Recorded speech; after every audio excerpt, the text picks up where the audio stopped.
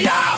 Wake up with coffee and sports. Sunrise glow, listen coast to coast. A flow like you know. Offensively, who made them? Oh, Patrick Mahomes. Sideline to sideline with plays to show. This network's got the spark. When you put up 300 yards rushing against someone, that you got your butt whooped. I feel like I would have liked to see Oregon Ohio State in the semis, not the quarters. So I think some reseeding is probably where I would change. But they're out of their mind. They're going to do this 3 quarterbacks in a row. Here's the crazy. I just can't take it. Birds keep flying high, fans cheering loud, and one podcast moving through the crowd. Needy boys brawling, no holds barred bout. This wire life never in doubt. Tune into the vibe. That's my bold prediction for the show. Devin Booker, in the next 3 years, he will be a Houston Rocket. Because I still think Seth is still at the top of his game. I do. I think he's right there. Who knows? Maybe. Not this year, but one time soon. Why wouldn't we potentially see Seth and Roman? Tune in the vibe.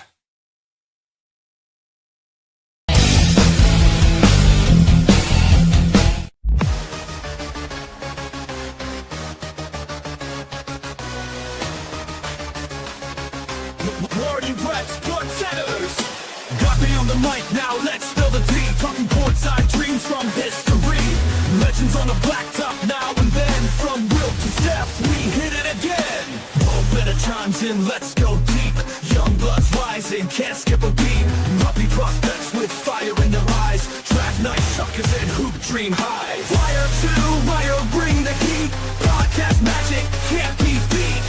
Do better, we're go better. We're hoop heads, trendsetters. Hey, what's poppin', y'all? It is your boy, Guard E3. And welcome to our Game 2 Thunder and Wolves Watch Along, baby! Of course, joining me just like every week, he is the greatest co-host of all time. He is Mo Better. How you doing, Mo? I'm doing great, partner. Hey, welcome to everybody joining us on this live watch along. Thunder versus, of course, the T-Wolves. Let's get into it. I'm ready. You know what? I'll say, hey, what's going on, Key? Hey, what's going on, Tony? What's good, Tony? And, yeah, you know, I know this is Thunder T-Wolves watch along, Mo, but I feel like we'd be doing a disservice if we didn't kind of talk a little about the game we saw yesterday. Pacers and Knicks. I don't think we're going to get a crazier game than what we witnessed last night, Mo. That was some of the most wild things I think I have ever heard or seen. I mean, the funny thing is we had Pacers versus Cavs, and there was some insanity finishes in that series. But last night, I've seen a lot of wild playoff games. The way that ended, especially the last 2 minutes of that game, it blew my mind. And then when Halliburton hits that game tying, although in the moment we thought game winning shot, and he goes instantly into the Reggie Miller choke move. That was awesome. It was awesome. It's so wild to watch, especially how that game played out, and that was just a complete team failure. Like, I see a lot of people trying to figure out, who to blame. Is it, Bridges? Is it OG? But let's be real, there's a little bit to go around for everybody. Facts. That is a team that if it, we talk about team win, that was a team loss. That was a collaborative loss. The players kind of clinched up late.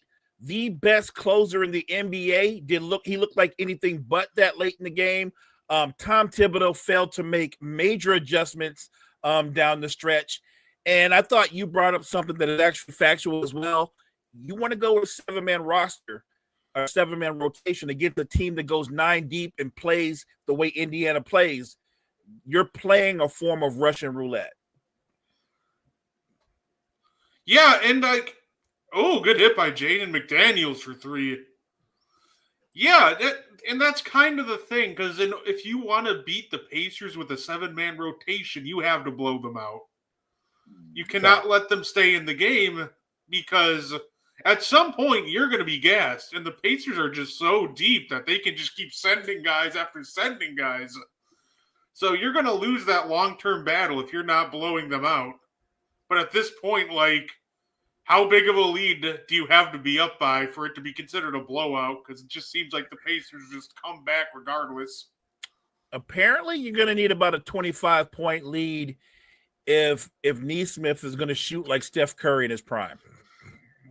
Yeah, it's a great kick to the corner and great hit by McDaniels there. By the way, I think that Jaden McDaniels got snubbed for all defensive. I thought for sure he was going to make it, honestly. By the way, the guys that are on there, they are all phenomenal defenders. Here's the thing about Lou Dort, and I don't want to sound like I'm a Lou Dort hater because I'm not. I think he's a terrific defender, but I don't think Lou Dort's the best defender on the Thunder. You know what I mean? Like I would have. J-Dub has his flaws, but he's a tremendous defender. And then I think Alex Caruso and J-Dub are better defenders than Dort. I was going to say, I think the best defender on the Thunder didn't even make the defensive team. I think that's just Alex Caruso. So I have to assume, and I could be wrong, that he's going to be at least second team All-NBA defense. No, he just didn't make it. Period? No. That's robbery. That's highway robbery. That Caruso didn't make none of the All-NBA defense. That's insane.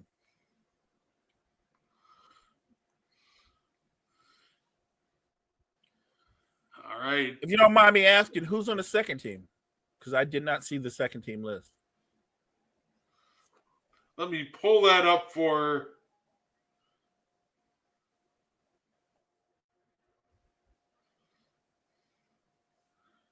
Well, 6-point game. OKC in Minnesota. 7-0 run. Need a bucket here.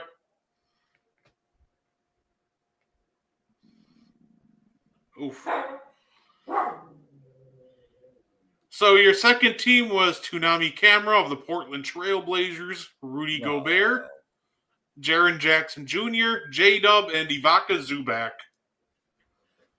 I think Big Z is deserving of making it. You said J-Dub. J-Dub should have made it for sure. What was the young man you said from Portland? Toumani Camera. I actually think he was. I'd say I'd keep Camera on there over even like Jaren Jackson Jr. He was that good. My only problem with Cameron being on there is I don't really know how good a defender you are because your team is getting the brakes beat off them every night. So whatever you're doing defensively, it has little to no outcome on the games. So I'm not putting a guy that's on a lottery team on any all defensive team. He might be a really good defender, but he's not impacting wins or losses. So I can't have him on the all NBA defensive team. Like he shouldn't be over there. He shouldn't be on there over Caruso. He shouldn't be over there over a Derek White. He just shouldn't. Like he might be a really good defender, but at this stage of his career, he doesn't impact games when it comes to winning or losing. They're a really bad team, and they're talking about he's a great defender. How would we know when they're getting destroyed every night? That was just a terrible, like, back and forth sequence. I hated both of those possessions.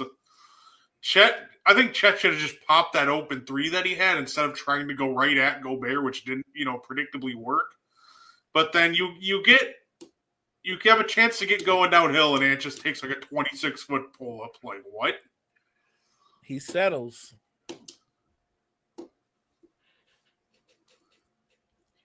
Win or lose, we talked about this during the course of the regular season. If Minnesota has one true glaring weaknesses, they have a vast shortage of guys that can create shots outside of Anthony Edwards.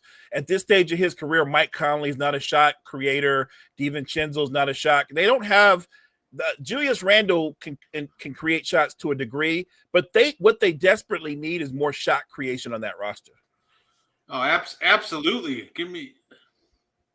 I see. I like how Rudy's defending those little I heart push shots a lot better than game one already. He's actually stepping up on those, which is very good. Is this SGA's first time to the free throw line? So, I'm not trying to be funny. I'm just saying. No, I'm just chuckling at that last Timberwolves offensive possession because they had like 4 possible chances to score there and just missed every one of them.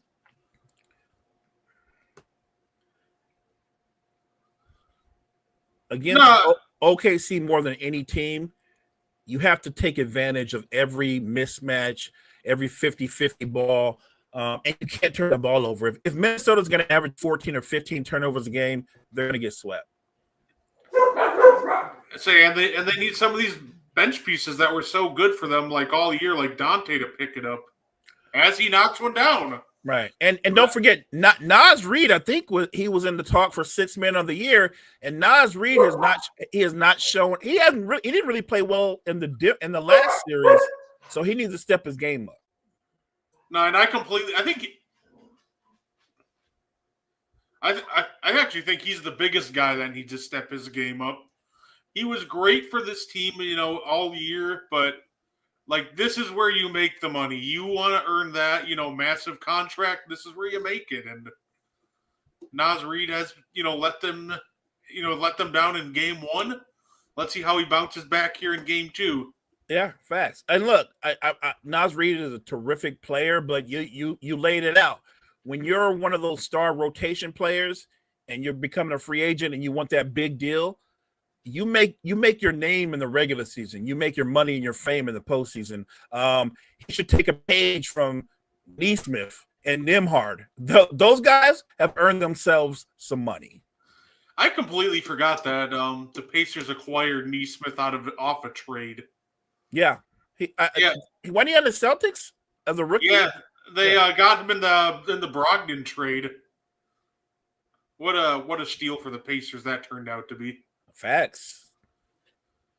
By the way, I think Neesmith is actually a terrific 3-and-D guy. I'm surprised he didn't get more love to be on one of the defensive player. Look, there are a lot of really great defenders.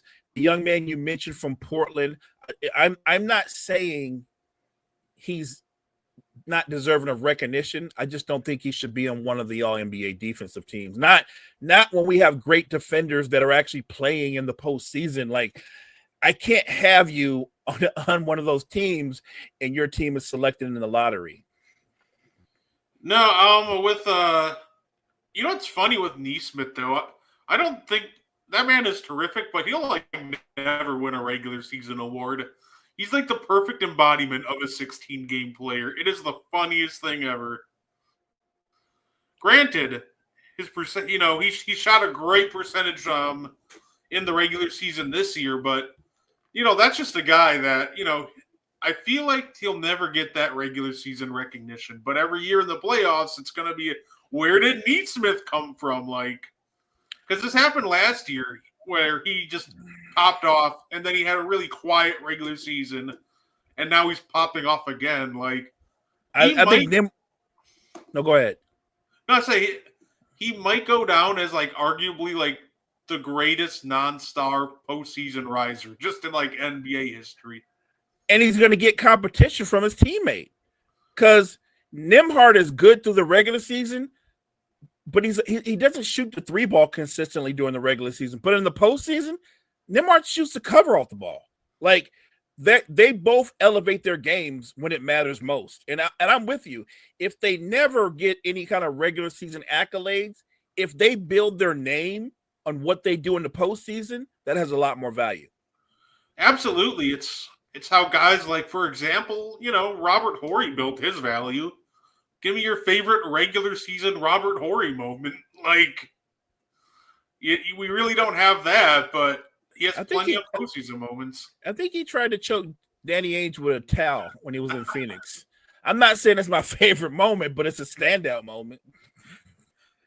Oh, you know what? That kind of might be my favorite moment now. That's just terrific. But that was Phoenix Phoenix's fault. A really quick story. They traded for Robert Ory.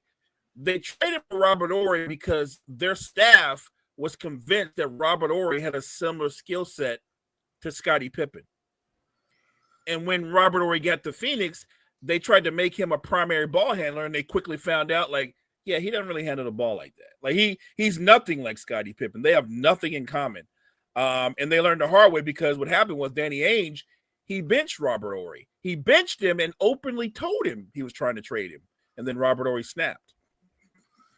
Yeah, I mean, I guess to be fair, if somebody just went, yeah, I'm trying to trade you, I'd probably snap too. At least he was being honest. Oh, yeah, it's just got to be frustrating to watch a team like completely like miscast you in a role that isn't suited to your strengths, and they'll be like, yeah, you're not good. We're trying to trade you. Like, what? Yeah, that is crazy because it worked out better for Robert Ory, right? I mean, mind you, this happened after he left Houston. He ended up in Phoenix, but then he went from Phoenix, and he spent time with the Lakers, and obviously he was successful in a different role with the Lakers, and they have more success with the Spurs. So it isn't that he couldn't play; it's just that for whatever reason, their scouts, who by the way should have all been fired, that his skill set doesn't remotely resemble Scottie Pippen, so I don't know what that was. Oh, absolutely. Oh, not okay. I say swing that Nas. Corner 3, Alexander Walker. That's good.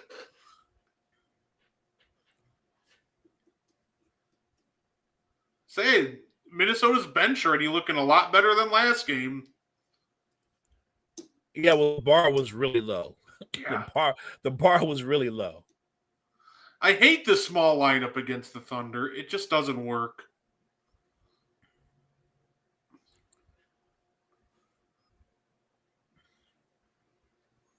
I'm not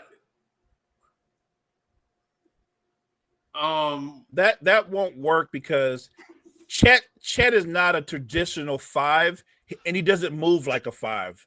And you can't guard him the way you would guard a traditional 5. No, and that just seems to be the problem right now. They're trying to go small, but Chet's just like, okay, well, I'm going to go to the rim.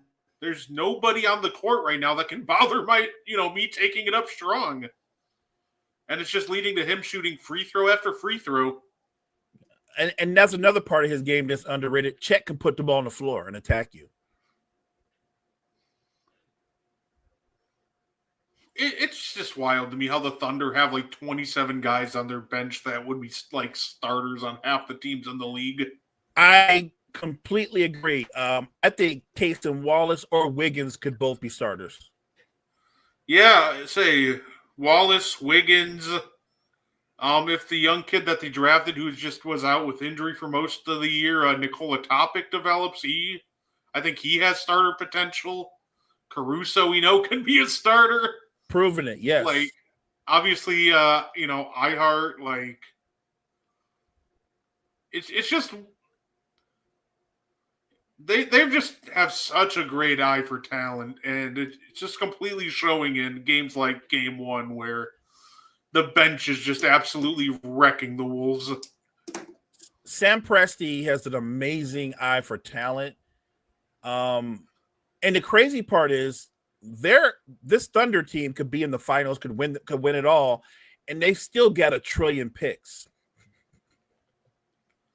Oh, absolutely. I will always love Ant watching him do that. Like, and if it's a wide open layup, I'm like more concerned of him missing it than like a contested one. He's like the J.R. Smith of layups. The more contested it in, the more confident I am. I was gonna say he needs to feel somebody touching him when he attacks the basket. That's a good look, and that's just an unfortunate rim out right there.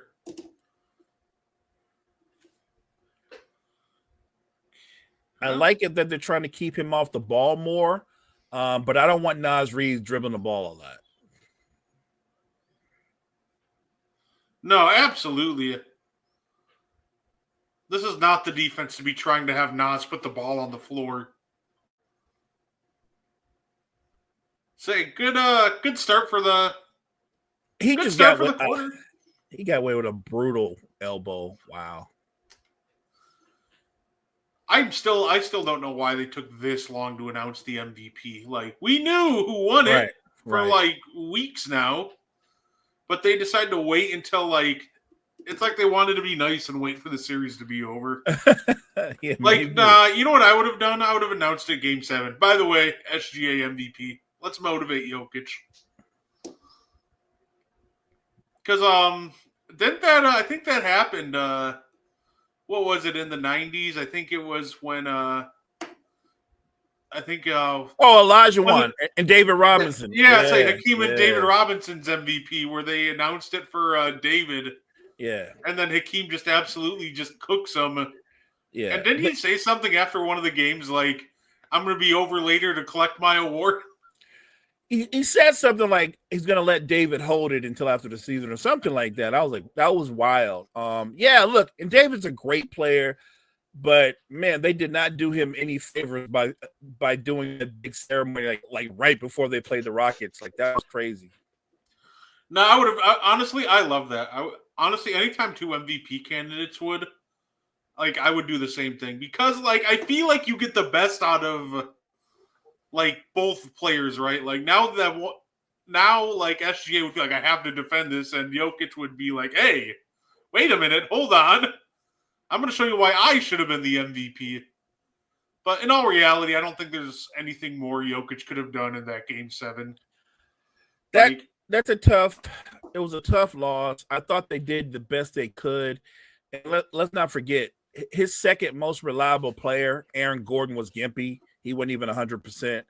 And between the two teams, the Denver just doesn't have the firepower that OKC has. Yeah, and like when it came down to it, like MPJ, he's apparently been dealing with like a shoulder injury. Jamal Murray ill. So, you're just looking at it like if Denver wanted to win that game, they pretty much had to blow out OKC early and demoralize them and hope that they're missing shots. But the funny play that like woke OKC up was when they went down 11 because it was Aaron Gordon on one leg beating them on a backdoor cut to get an and one. And I remember even just going in the chat immediately like, did Aaron Gordon just beat the Thunder defense on an and one? Right. There's no way that should have happened. And then, but it's almost like that's what needed to happen because that's when the Thunder were like, oh, these guys aren't going to like roll over. Okay, we got to take this game seriously now. Say, I'll give Aaron Gordon credit, though. That was like retire that man's jersey level performance that he gave on a hamstring strain. He was a gamer. I just wish a couple of his teammates had the same mental toughness that he had. But, it wasn't meant to be. We're always talking about how this coming off season, there's going to be a lot of changes.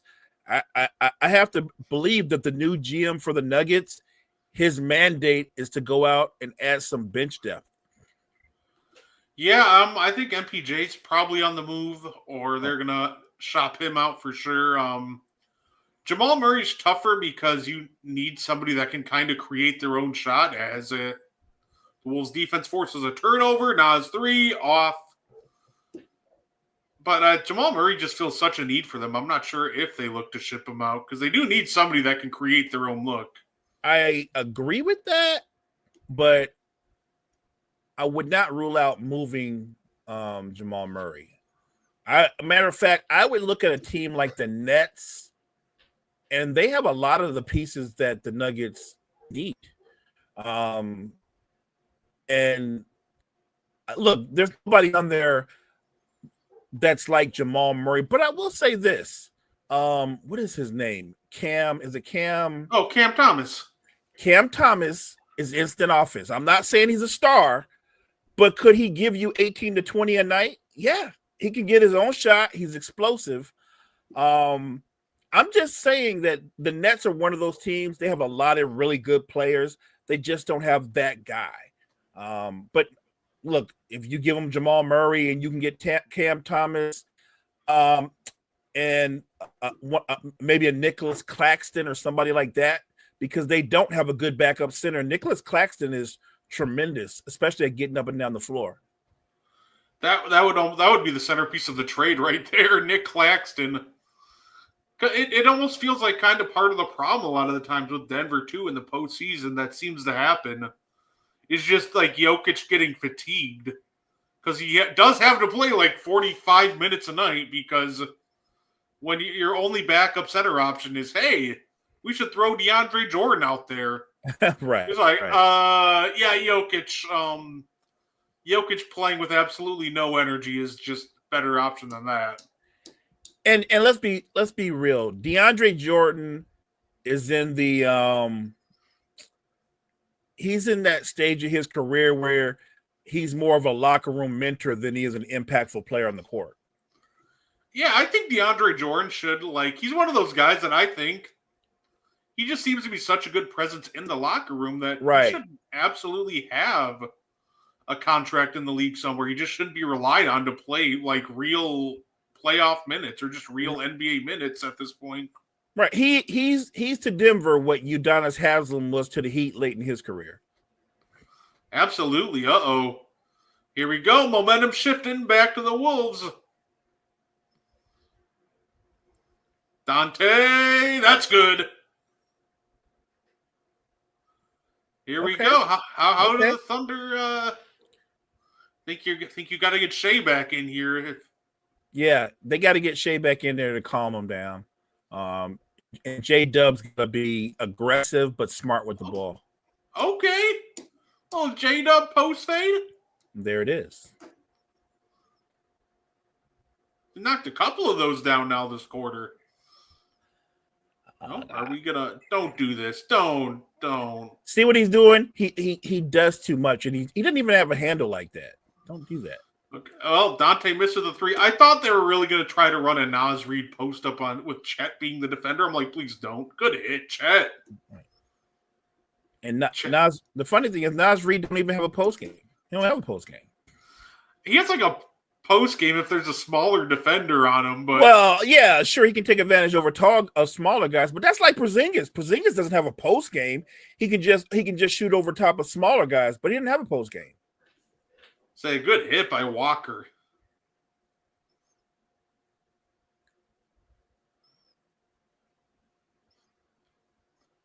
I really feel like this could be the year that J-Dub comes up big in the postseason. I think he's talented enough to be a 1, but I think he could be a star as a 2. I'm not convinced he can be the guy, but I know for sure he can be the guy beside the guy. This has definitely already been his best postseason work so far. He's had a couple of stinkers. Obviously, that game 6 against Denver wasn't pretty, but 38-point game, and then he did well in game 7, and he did great to start out this series. So, and what he's done well the entire postseason, Brett, he's been terrific on defense. His offense has been streaky, but defensively, he's been a monster. Say good job on Julius Randle. Caruso is strong and stocky, but Randle goes, "Hey, I'm bigger than you," and just takes him right down low and goes right over the top. That was bully ball against a really strong guy. Yeah. I like what Chet's been doing this game. I think Chet's at his best when he is aggressive, getting downhill too. I think a lot of your bad Chet games is when he settles and doesn't realize that he moves like a small forward a lot of the time. Like this game, he sees like Naz Reid is out there, and he's just like, barbecue chicken, and he's just getting downhill. And once he sees a couple of those shots go down, now it really opens up his 3 ball. Yeah, I want my Chet Holmgren putting the ball on the floor and attacking people because it's a big part of his game that he doesn't use enough. Yeah, it's almost like you want him being polar opposite depending on the matchup. Like, if Rudy's out there, just shoot the ball, stretch that floor as much as you can, unless you can get him off balance, then take him off the dribble. If it's not, just get downhill. Let me ask you a question. Between the 2 players, I'm not even talking about a hypothetical Milwaukee trade. I'm simply talking about the 2 players. Who do you value more going forward, Chet or J-Dub? I think the answer. I think it's Chet. I think a healthy Chet is not only is he going to challenge Wemby every year for DPOY. I think he's already kind of shown that he can shoot, he can put the ball on the floor, finish around the rim. If he continues to add to that mid range and post game, I think Chet could very well emerge to end up being like a top 15 or 20 player in the league. Also, I think J-Dub has a high potential, but I think Chet's mobility and rim protection mixed with his, floor spacing ability it's just so tough to beat that. By the way, it just hit me. We were talking about the all NBA defensive team. I mean, Chet could have been on there too. I think Chet just missed it because he missed quite a few. Oh, that's right. He did not. They do have that. You got to play 65 games. Yeah, he didn't play 65 games. All right, I got you. I like the team. I think some of the guys. There's a couple of guys that shouldn't be on there, but it is what it is. No, absolutely. That's fair enough. What a great start to this game. Like I said, this is already going much better than game one for the Wolves, just for the sole factor that the bench is doing well. They're hitting their shots. I agree with you. I think clearly they're playing better and the bench is playing better. But if my bench is playing better and I'm getting everything I need from them and the score is what it is, I'd still be a little concerned because I don't even think Oklahoma City's playing that well. No, that just kind of just shows how crazy Oklahoma City is, right? Like, right.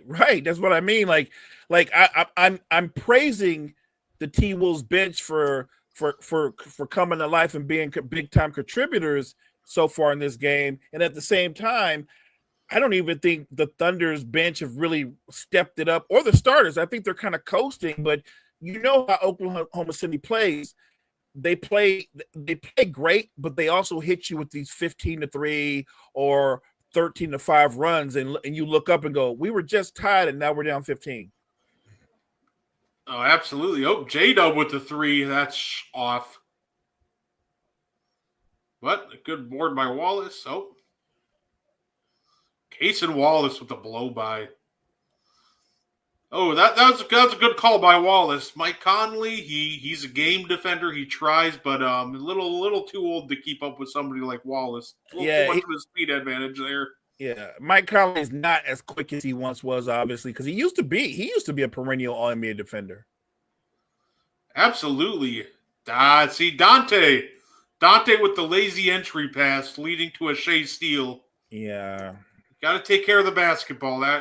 So somebody tried to make a wild comparison and say that they said DiVincenzo was very similar to Manu Ginobili, and I was like, yeah, I don't see it. No. I mean, if you want to say he's similar in this way, when Ginobili kind of has those games where he's a little wild and out of control, yeah, I guess that's what they have in common. But other than that, if he was Manu Ginobili like, this would be a lot closer game, a closer series. Like that's what's missing for the Timberwolves. They would love to have a Ginobili. Yeah, if they had if he was like Manu Ginobili level good, like that would be troublesome because I also just think people underrate how good Manu Ginobili is. On both sides of the floor, defensively, offensively, as a playmaker, as a scorer. Yeah. I look, and I'm not downing on Dante DiVincenzo because I like his game, but I think he's very streaky as an offensive player. He that's the best way I can put it. He's not somebody that I can go, yeah, I know for sure that Dante is going to give me 12 points tonight. I don't know from night to night because he's just a very streaky offensive player. No, absolutely. And that's and they're trying to say Julius Randle killed him? Come on, man. Come on. What?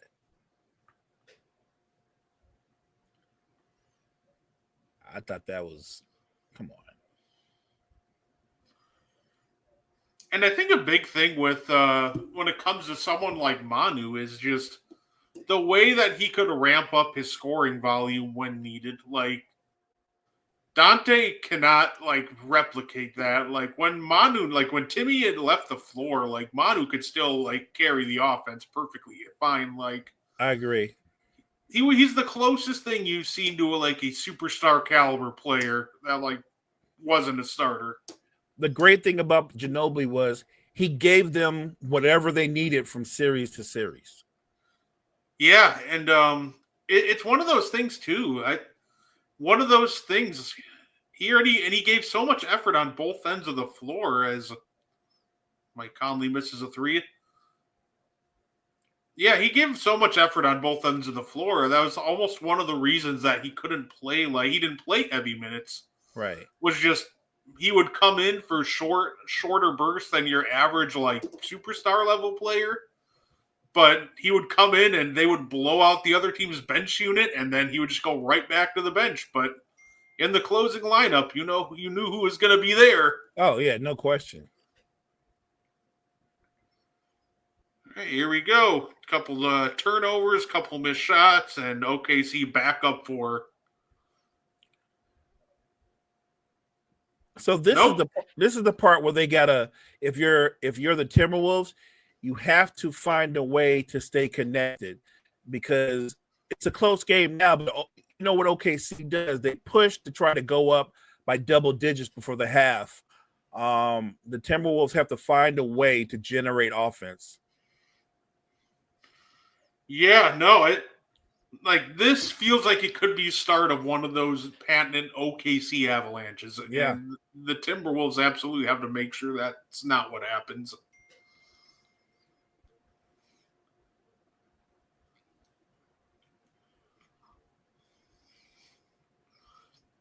Good defense by Ant. Uh-oh, don't let him. Okay. Great move there by McDaniels. Great body control to slow himself up to throw off the shot block. That was amazing that he was able to decelerate like that. That was nice.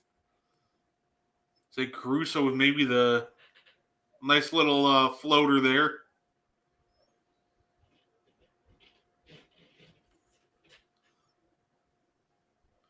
Here we go. How do they respond? However they respond, please don't just settle for a 3-pointer. Get something going towards the basket. Get something going towards the basket. You know what? That works. That was a good response. And you know what? That started by getting the action towards the basket. Get that interior pass, collapse the defense, and the ball ended up finding Ant for the open three. Okay, can somebody step up and at least make Caruso think about it? So we're gonna guard Caruso the way that the Knicks guarded Neesmith. Just let him shoot like that. I mean, he's getting in that little pocket over and over, and nobody's even going up to contest the shot. That's crazy. They're giving him the Ben Simmons defense. We're not even gonna look at him when he catches the ball right there. McDaniels, good block. That's great. That's great defense. Corner. Look at the corner. Never mind. No, look at the corner. Nobody's on Mike Conley. Had he swung it to McDaniels, he could have swung it to Conley really quick. Oh my goodness. And now you're just getting iso ball, and yeah, that's terrible. You're gonna foul him. Right, all right, here we go. Good take by Ann. Go hard. I got so mad watching that. Look at the corner. Look. Will the Wolves play a full 48 minutes tonight? That's been their problem at times. They go through stretches where they don't play hard.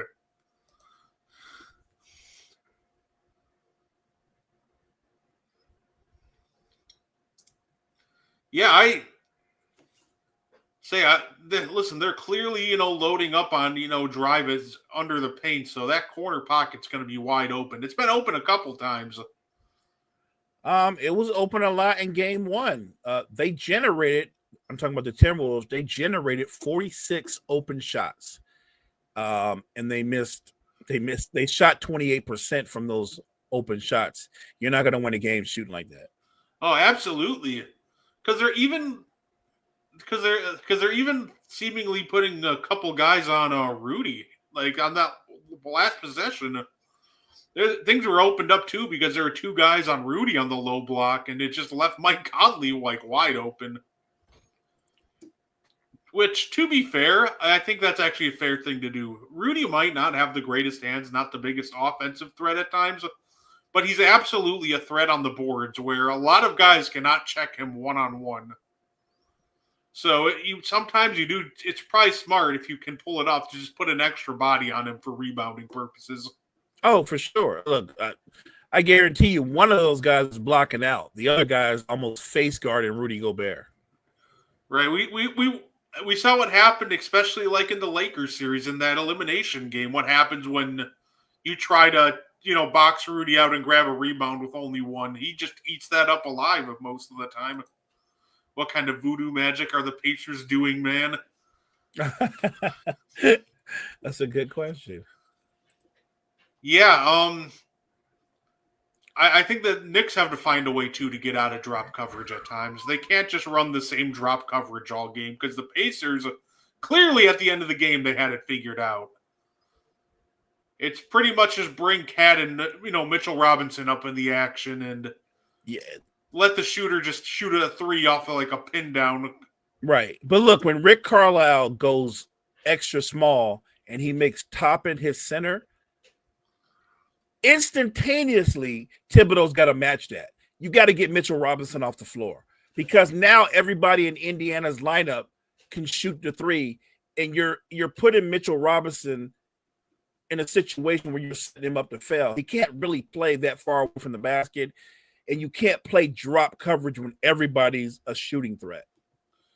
Running drop coverage against them is a death trap. Tibbs should have taken notes from the Bucks running drop coverage against Indy. Absolutely. And if you're the Knicks, you have an added advantage, too, going small with Josh Hart to help make up for some of that rebounding.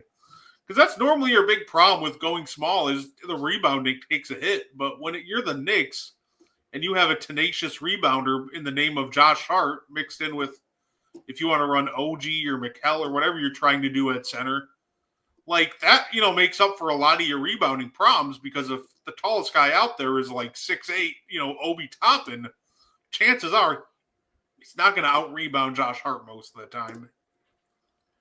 As soon as Toppin hit the floor, he should have altered the lineup and put OG at center. No, yeah, absolutely.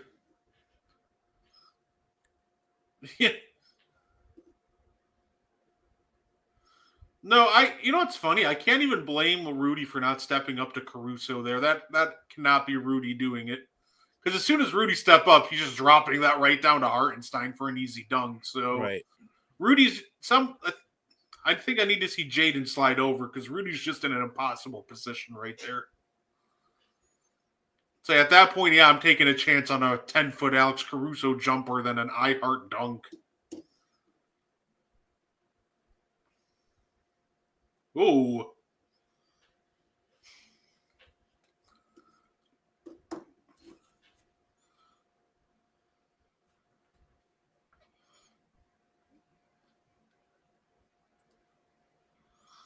You know what, Mo, when we're talking about like the greatest like iconic signature shots in history, man, iHeart's push shot just might be on its way.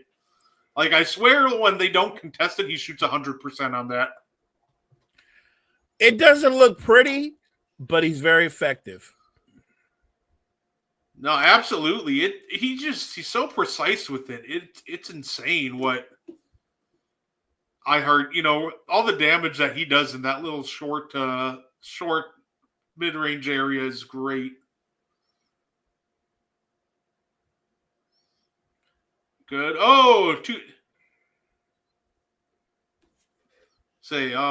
Unfortunate. Yeah, great process, just unfortunate rim out. Right.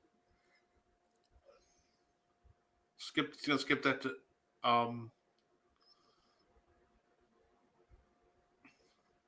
Good board by Dort. Okay. There we go. Good hit, SGA. Just watching these remaining teams. Is Indy the most clutch team left? I think they are. I think Jalen Brunson, I think he's still the, it doesn't matter. Not going to let that last minute define him. I think Jalen Brunson's still like the most clutch player left in these playoffs. But I think the most clutch team as a whole is just the Indiana Pacers. They've shown it time and time again. I think they've had a lot of clutch moments, and they're a terrific run. It's an interesting question. You could call them the most clutch team, but I don't think they're the best team remaining. But yeah, you want to call them the most clutch because they're the most clutch team right now today. They're up 1-0 in the series. But if they end up losing this series, that goes out the window. So I don't know. I know that they just won the craziest game I've ever seen. And somebody said that now you got to watch Neesmith. I'm like, I'm sure they do, but I'm sure that in there when they were doing their scouting report, I'm sure they weren't like, well, we're not going to worry about Halliburton. Who we really need to watch is Neesmith. I'm sure that wasn't a plan. Games kind of take on their own personalities. I think Neesmith is terrific. Do I think he's going to make that many threes again? I don't, but you never know. You know what I mean? Like, what I will say about Indiana is if he doesn't make that many, that just means maybe Nembhard or Turner will, right? Because that's how they kind of play. They do it by committee. Say, what's going on, Jory? Glad you can join us.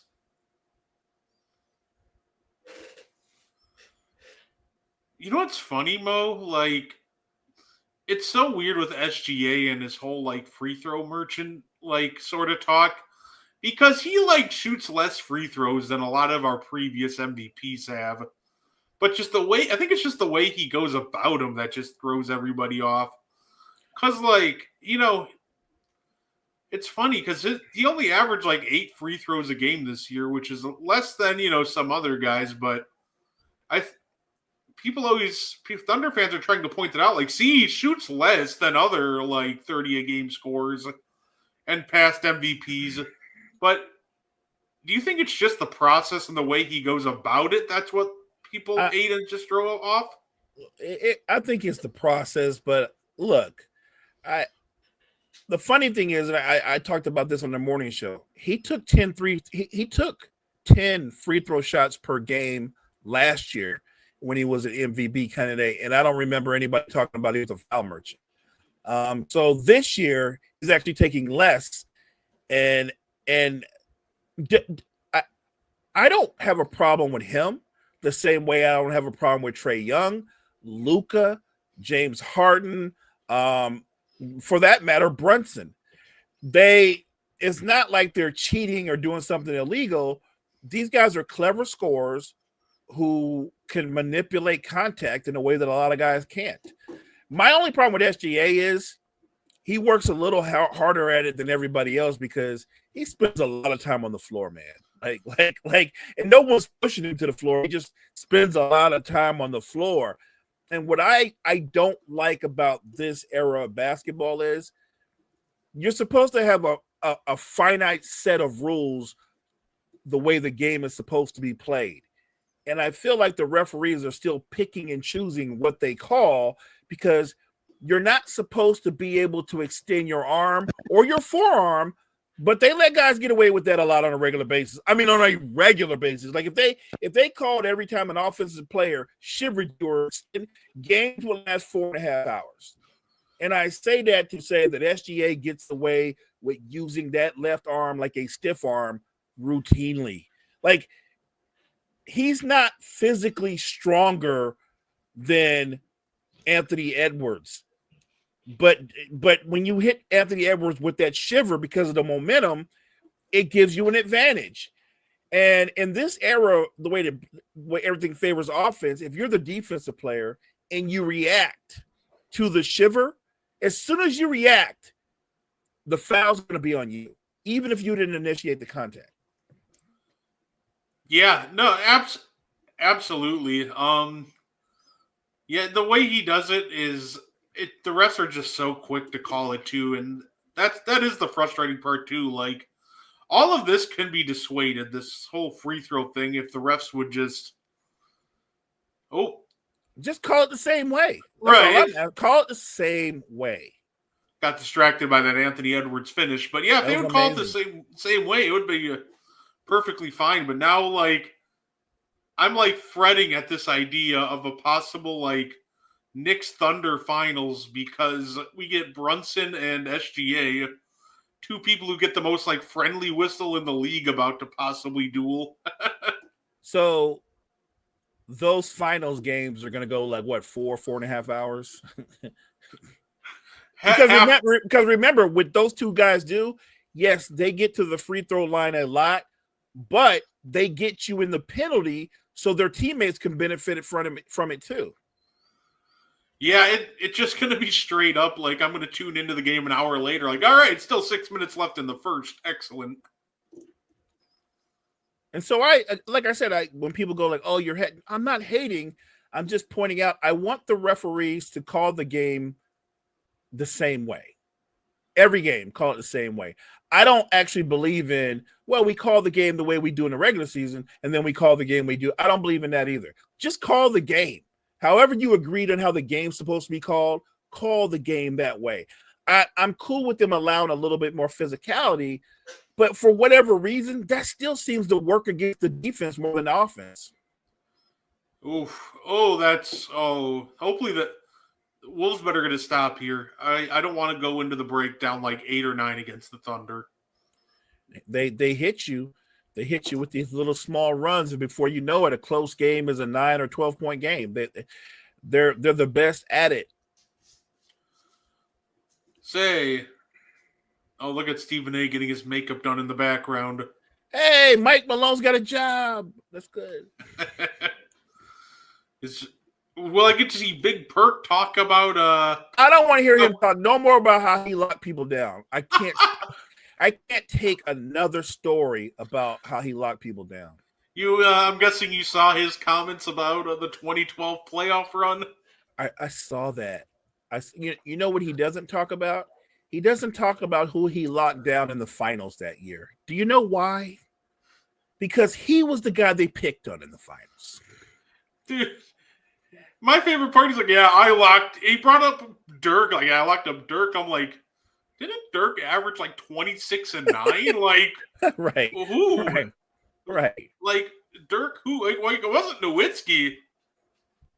And Chris Bosh didn't have like gaudy numbers in that series, but because Chris Bosh took Perk outside and he took him out of the paint, he couldn't guard him. And Perk was useless on defense versus the Heat. They played him off the floor a lot of times. Look, this idea that suddenly like we're misremembering Kendrick Perkins and he should be remembered as one of the top defenders of all time. Like, no, he shouldn't. Yeah, he locked up Dirk, Powell, Andrew Bynum, Tim Duncan, Tony Parker, and Manu. Like, what? You didn't even guard half those guys. I did. I will give him this. And the first time around when the Celtics played the Lakers in the 08 final, I think it's the 08 finals, he did lock up Powell, but the NBA allowed a lot more contact back then. Like, he was giving Pau Gasol a massage, shiatsu, and all kind of other stuff, and it was legal. So he did do that. I'll give him credit for that. He also massaged up D12 real good. I'll give him credit for that. But he was a good, solid role player / defender. I don't know why he wants to talk about himself like he was another version of Bill Russell or somebody like that. I don't get it. He's not Ben Wallace or Tim Duncan. He's not even Rasheed Wallace. Like, Perk is a wild dude. You know what's wild about this game? Just went to halftime. This feels like Minnesota's definitely playing their best basketball so far. Granted, game 1 set a low bar. Still down 8. OKC's shooting 20% from 3. Still down 8. That's my whole point. That's what I fear. That's what myself and the NFL Genius Gene talked about on the morning show this morning, that Anthony Edwards can't play good. Julius Randle can play good, but Anthony Edwards can't play good. He has to be great. He has to be special, or they're going to get swept. And he's been pretty good, but he hasn't been great. Do y'all think the Luka hate has gone way overboard? I'm seeing people put Ant, Hallie, and Brunson over him now. Yes, I'm not doing that. I have my own. I'm obviously the Lakers are my favorite team. I've got my own, I guess, issues with Luka, but I wouldn't. I'm not putting Hallie over him based off of what he's doing. Brunson is different. I'm not saying Brunson's better than Luka, but I do think that what people forget about what Luka is, he's not easy to play with, man. He's not. He has a very unique playing style. Well, I shouldn't say it's unique. It's very familiar. He just does it in a different way. Luka plays just like James Harden. He just plays that way more efficient than James Harden. But they play the same game. By the way, they play the same on both ends of the floor too.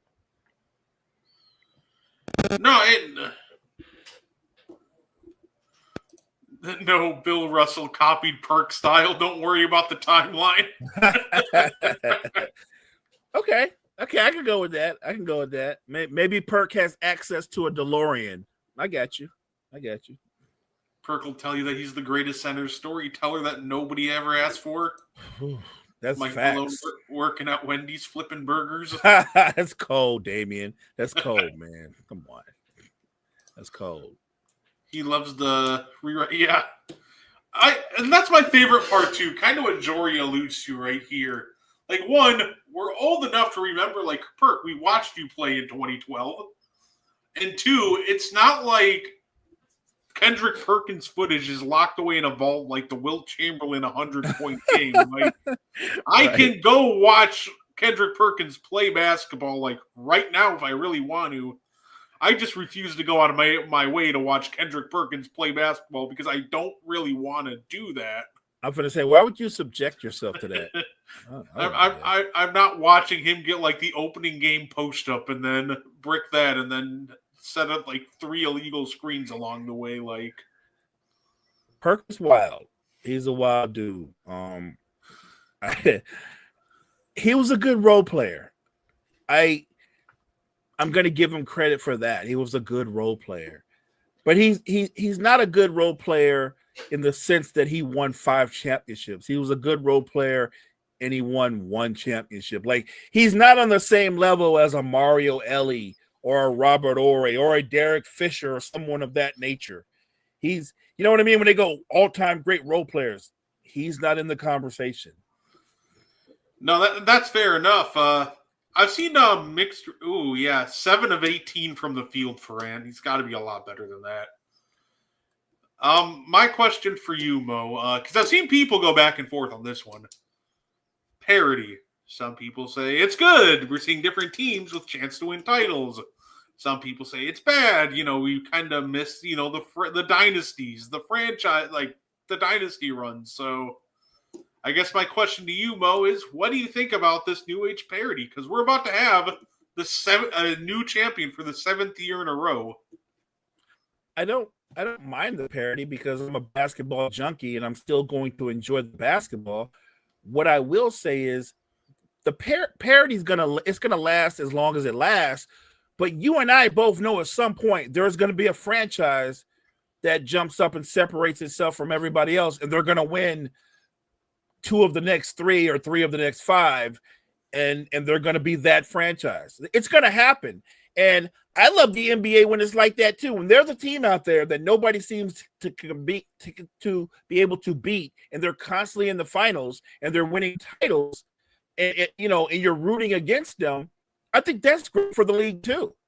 That like the idea that I think you can have both, but this parity run, I think that's just what it is. Like, the parity run is we talk about it now, but the Celtics were the best team all through the regular season.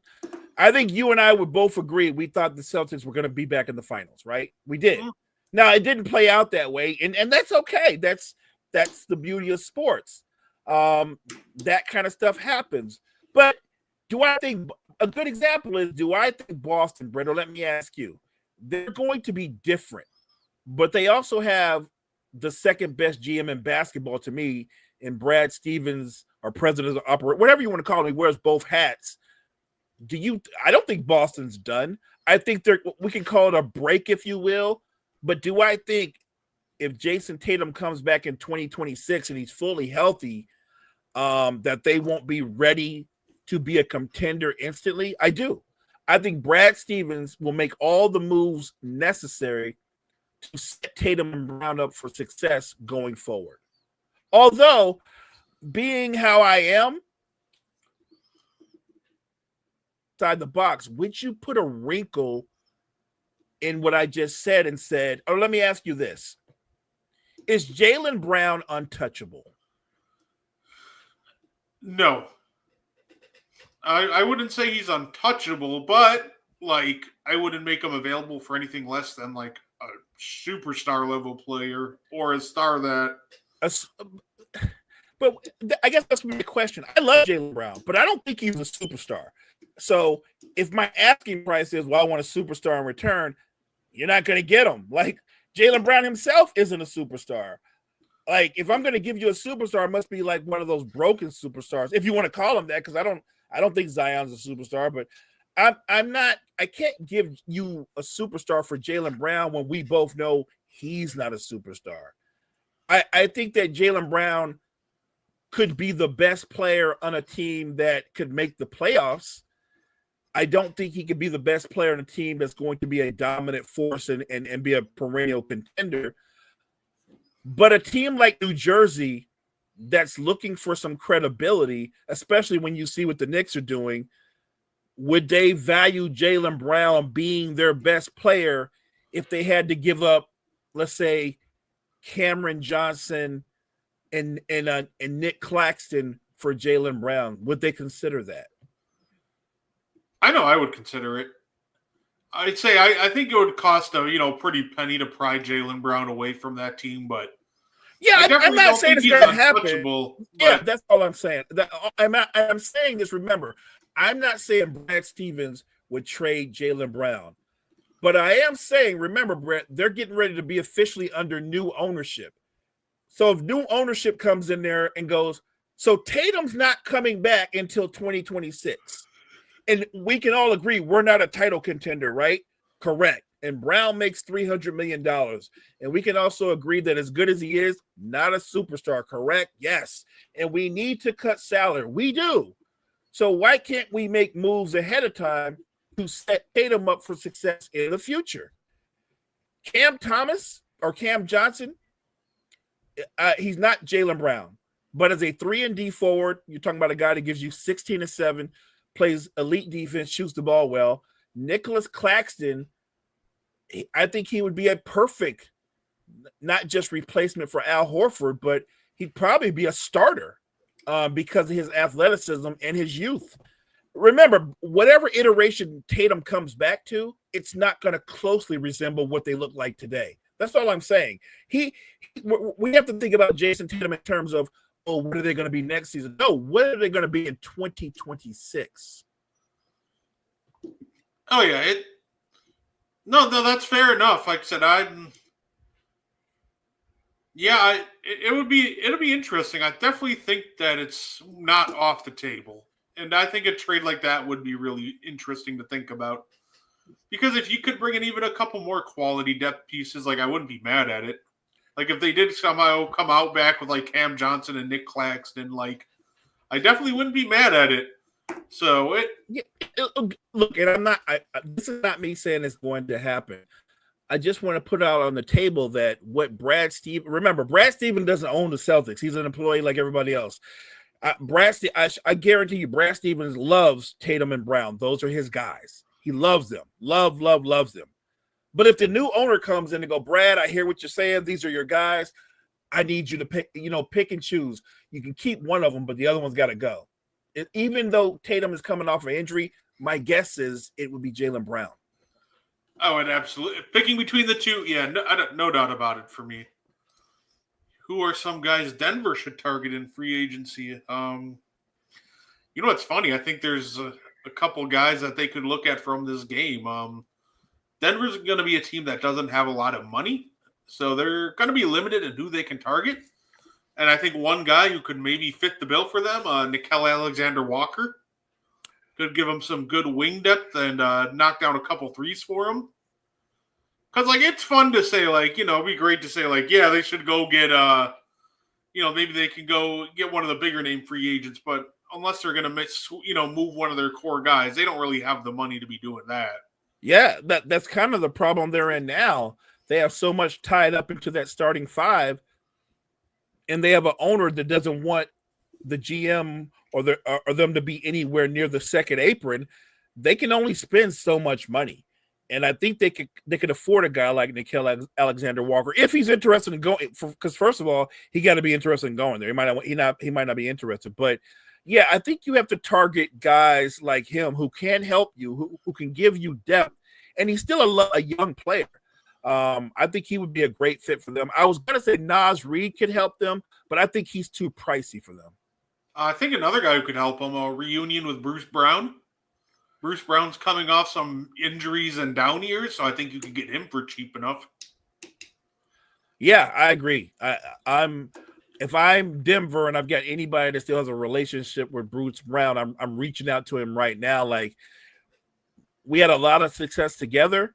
Let's agree on this. Since we parted, nobody's had the same success because Bruce Brown was like a star rotation player, and then he went to Indiana. That didn't work. He went to the Raptors. He's constantly injured, and he's not really played his best basketball. I think maybe going back to Denver would be good for he and the Nuggets. So I think with the bigger name like the bigger contracts you have, you're only going to get like all-star caliber players, like kind of fringe, like flawed stars in return. For example, like MPJ, if you add an asset or two, you might be able to get like a Zach LaVine. But I don't think there's really anybody past that like tier of player that you're going to get for some of these bigger contracts. Because like after watching how they did in the playoffs, who's really going to be knocking down the door trying to trade their star to get their hands on MPJ? With how inconsistent he's been, who's really going to be knocking down the door to get their hands on Jamal Murray right now? Like, I think they have a market, but right now trading Jamal Murray would be selling low. And Porter Jr., I don't know if you can get anybody better than like a Zach LaVine. I agree with every point you made. My only question is Zach LaVine is he's one of the enigmas of the NBA universe. Everything about Zach LaVine says star. And if you are ranking players on just their talent, I think Zach LaVine's a top 10 talent. I'm just talking about talent. But how he applies his talent and what he does with it, completely different thing. Like would Zach LaVine be an upgrade from Michael Porter Jr.? Yeah, he's just a more talented player. But would he be a better fit for Denver? Because remember, Porter Jr. is a 6'9" catch and shoot guy. Zach LaVine goes about 6'4", 6'5", and he's a 2. Like, to me, if you're bringing in Zach LaVine, are you bringing in Zach LaVine to pair him with Murray? Which I don't even know if that works because their skill sets are similar. The difference is Jamal Murray has played big money minutes in the postseason and come up big in the postseason. Zach LaVine has played next to no time in his career in the postseason. And so he's very similar to Bradley Beal. We don't know what he does in the postseason because you don't spend a lot of time in the postseason. Like, I don't know what you do with a player like Zach LaVine. I know the talent. I guess my question to you is this. If you were Denver, would you even be remotely interested in Zach LaVine? Or would you be like, nah, he's not quite what we're looking for? Because he's so, I don't know how to explain it. He's an enigma. He's incredibly talented. Like, here's a good example. Zach LaVine is more talented than Jaylen Brown. And it's not close. But nobody's going to take Zach LaVine over Jaylen Brown. I think Denver's one of those spots where I think I would. I think if there's a player and team that could not only, obviously he can shoot the three, but I think if there's a team or a player that can maybe motivate him to maybe re-unlock that high flying ability we know he has, it's Denver. He can play off Jokic, cut to the lane. Like, I think playing with Jokic might be just enough for him to, really get to his full potential offensively. So if I were, because I watched Jokic help, let's be real, Jokic was a big part in Russell Westbrook having a very good year this year, especially for, expectations. I think you pair someone like LaVine with Jokic, I think you're going to have problems schematically on the defensive end. That'll be an issue. But I think offensively, I think Jokic and LaVine would actually be kind of fun to watch. LaVine is an amazing talent, and maybe I should have prefaced the question with not that you wouldn't want him, but I guess on Denver, he might be in his perfect role. Like on Denver, I think LaVine is a third option, right? Yeah. I think that's where he should be, though. I don't care what his talent is, but I'm talking about in terms of what he does on the floor. I think Zach LaVine would be a terrific third option. Oh, yeah. And say Jokic to LaVine lobs would be ESPN highlight reel #1 every night.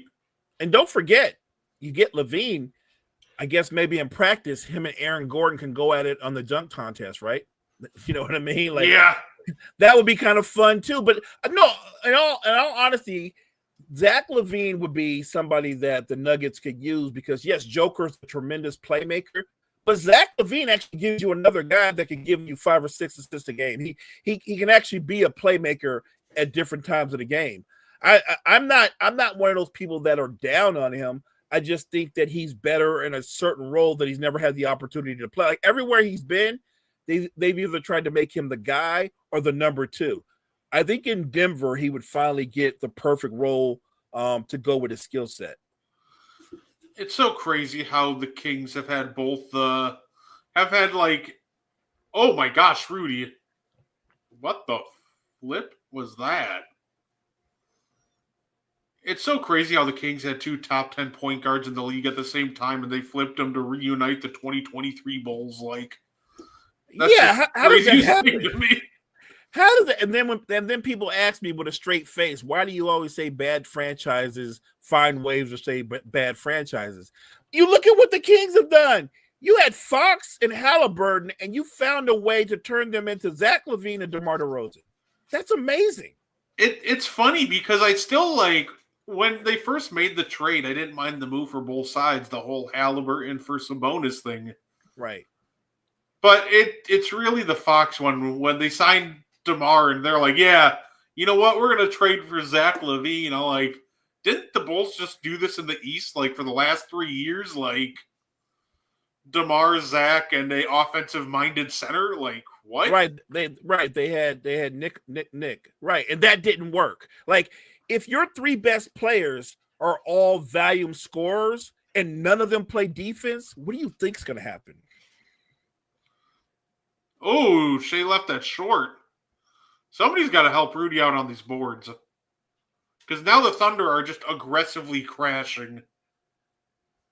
They cannot let them get any more separation or this game's going to be over. Ant's got to stop dribbling so much. Make a quick decision. Catch the ball and either straight line drive or swing the ball. And Rudy's got to stop doing that kind of stuff. Don't do that.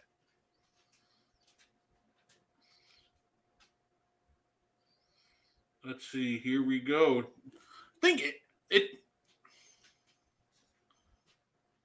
Oof.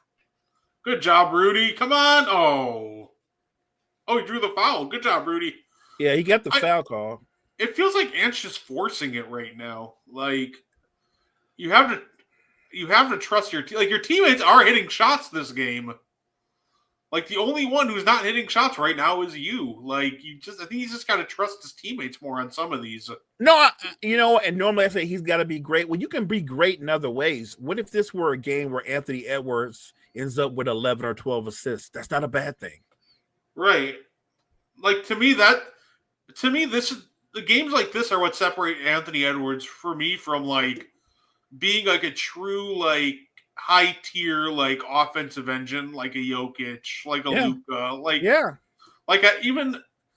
And this might sound crazy to some, but I think in terms of just overall running an offense, I think even like a Halliburton is better than Ant in the regards of they know when to crank up the aggression, but they also trust their teammates and they know how to get the whole team going.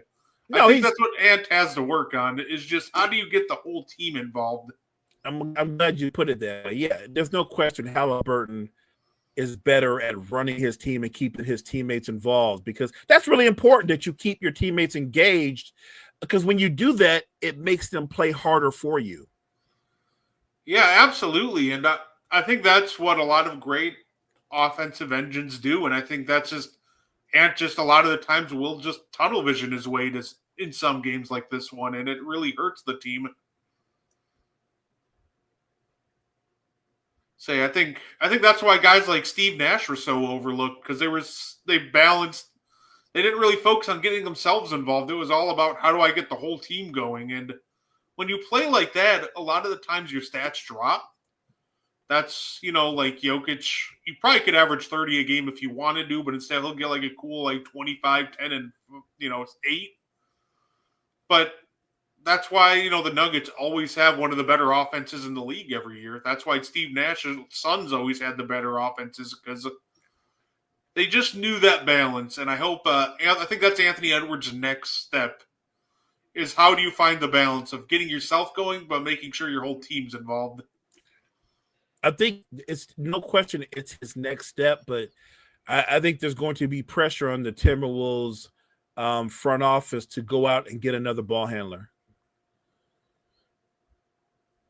Let's say, or if that's not a step you think he's going to make, if you're the Timberwolves, I think you have to go see if you can find almost like a playmaking a playmaking big, kind of like how the Lakers got Pau for Kobe.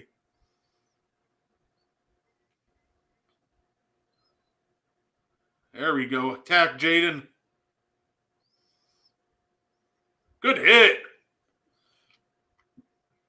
But if you can get a big that can rebound and kind of help, play make for Ant to, make up for that would help too. Which I think Julius Randle has done a fantastic job of for a lot of the year.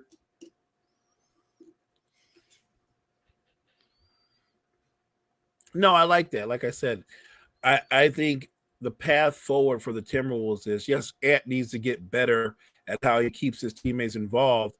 The Timberwolves roster, though, you can't only have one true shot creator on your roster.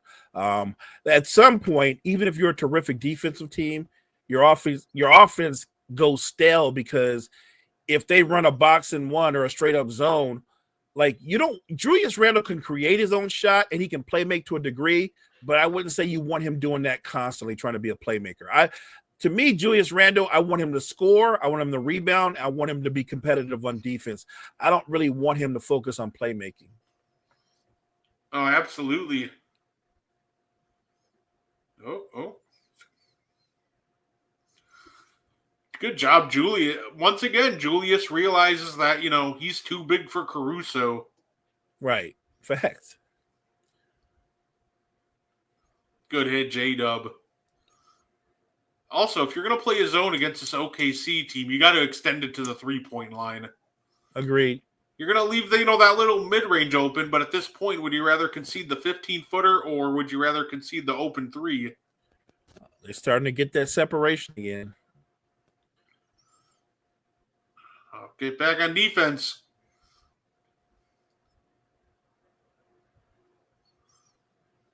J-Dub is getting hot. Ooh. When J-Dub gets rolling like this is when the Thunder become impossible to stop. Agreed.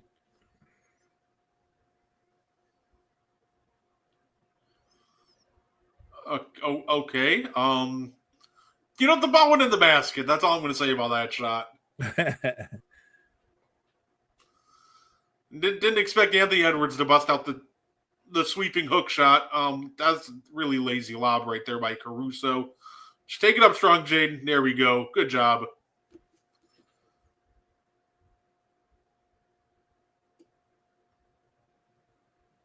There we go. All these refs are working overtime. They just pan to every ref, and it's like a different player talking to them. Right. And they're probably saying pretty much the same thing. I got fouled. No, I got fouled. No, I got fouled. I got to give the credits to these refs, though. I don't know how they have the patience sometimes. I guess as long as the players are respectful with it, but, like, I can't imagine listening to players complaining all game long. Like, you see, he got me on the arm. I think that's the key to you just said it. As long as they're respectful, I think the refs will put up with more. They'll tolerate more. No, absolutely. Hey, and especially we had NBA. We also had the WNBA start, Mo. We've had a fun start to the season.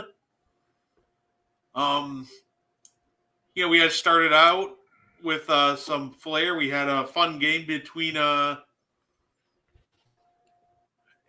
Aces and the Liberty to start out the year. And, of course, the next day we had a game between Indiana and Chicago. And here's what I want to say about Indiana versus Chicago, Mo, my takeaway. The Chicago Sky have to be better, just offensively, a lot better. That's a team last year, Mo, when the season ended. We both said that they need to improve their outside shooting. Right. They're a team that want to play in the paint, like this whole post-up identity, but they're not finishing their shots on the interior. Like, you can't be a post-centric team that can't post up. So one of two things is going to happen. Either these shooters have to be way better, or they have to be ready to finish, these post-up attempts in traffic. But I think it's a mix of both. I think the Chicago Sky, their shooters have to be better, and they just got to work on their finishing, man. Obviously, people like to pick on Angel, but it's not just Angel. It's like Camilla's finishing's been off, and just the whole team in general just look completely out of whack. I know they got a new coach and, new teammates, so it's going to be a process, but it's almost looking like a lot of the same problems they had last year starting to follow them into this year. I agree. I think they're stuck in the mud. I get it that you do have a lot of depth up front with your bigs, but I want to say this in a way that sounds like I'm not killing them. I don't think the bigs they have are the kind of bigs that are scorers, or at least they're not natural scorers. So could Angel Reese give you a double-double? Yep. Can Cordova do that? Yes. But they do it through their work and their energy. They're not the type of players that you throw it into the post and go get me a bucket, because they're really just not that polished of post players. They're just not. That doesn't mean they won't get better and more polished, because they're both young women who are still developing in their NBA career. But I'm just saying, it's sort of like, what is that saying when they try to do Caitlin Clark and Angel Reese? What did they say? It's Magic and Bird. Yeah, it's not Magic and Bird. It isn't. Yeah, no, absolutely. I like your take. I think it is closer to being Magic and Andre Drummond or Joakim Noah, which, by the way, there's no shade there. In his prime, Drummond was giving you like 16 points and 14 or 15 rebounds a game. Like, that's no shade. Really good player. I believe Noah won DPOY one time and made a couple of all-star teams. Again, that's not shade, and that's a better comparison. Angel Reese is a low post player. Caitlin Clark is a perimeter player and a lot more skilled. So it's just a difference. There's a separation. Yeah, it's one of those things with Angel. A lot of people like to compare her to Andre Drummond, but I just think she plays the game, like approaches it a lot differently than Andre Drummond. And I think with her, I see a little bit more of, because she can already play make probably a lot better than Andre Drummond. Andre Drummond, I wouldn't trust him to throw in it like a basic bounce pass half the time. So, no, was a good playmaker. But so I think her almost like playmaking is a lot more. Her play style just almost reminds me a lot more of Noah. But I think with the Sky, I think they just need to get somebody in there that can be like a number one a number one option to really tie it all together. Yes, I'm with you. They need somebody on the wing or the perimeter that can be their number one, their go-to, because I think that player would bring out the best in Angel Reese and Cordova and the rest of those girls. They're in desperate need of a wing scorer that can initiate their offense. Hey, ironically, they shot 41% from three today against the Liberty. They just shot 52% from the free throw line, so it kind of just outdid that. Yeah, it's funny with Caitlin, people want to compare her to Steph, but Kyle actually said this on Tuesday, and it almost makes a lot more sense to me. I think she has Steph range, but the way she play make and sees the open floor, and it almost reminds me more of it almost reminds me more so of her play style kind of reminds me more of Trae Young than Steph Curry. Yeah, because I think Trae Young takes his fair share of criticism, but he's a better playmaker than Steph Curry. He is. He's a better playmaker. And I think that Caitlin Clark is she can score the ball, but she can make passes that are in tight windows that a lot of people can't make. Yeah, absolutely. And I think Caitlin is almost closer to play stylistically to Trae, except I think her defense is just a lot better than Trae Young's. I agree on that end of the floor. So she's almost to me looking like Trae Young if he was more engaged on defense and had more, added a little more efficiency to his game. To be fair, Caitlin, I think was a 30. I can't remember what she shot from three last year. I think it was 32 or 33. It wasn't that high last year, but right. Yeah, I'm excited to see the growth and development of both those ladies. And hey, Paige made it to the W. That's great for the game. Paige buckets is nice. Yeah. This can't happen. If Randall's going to call for that pass, he's got to catch it strong and go up strong. Yeah, because this is not looking good.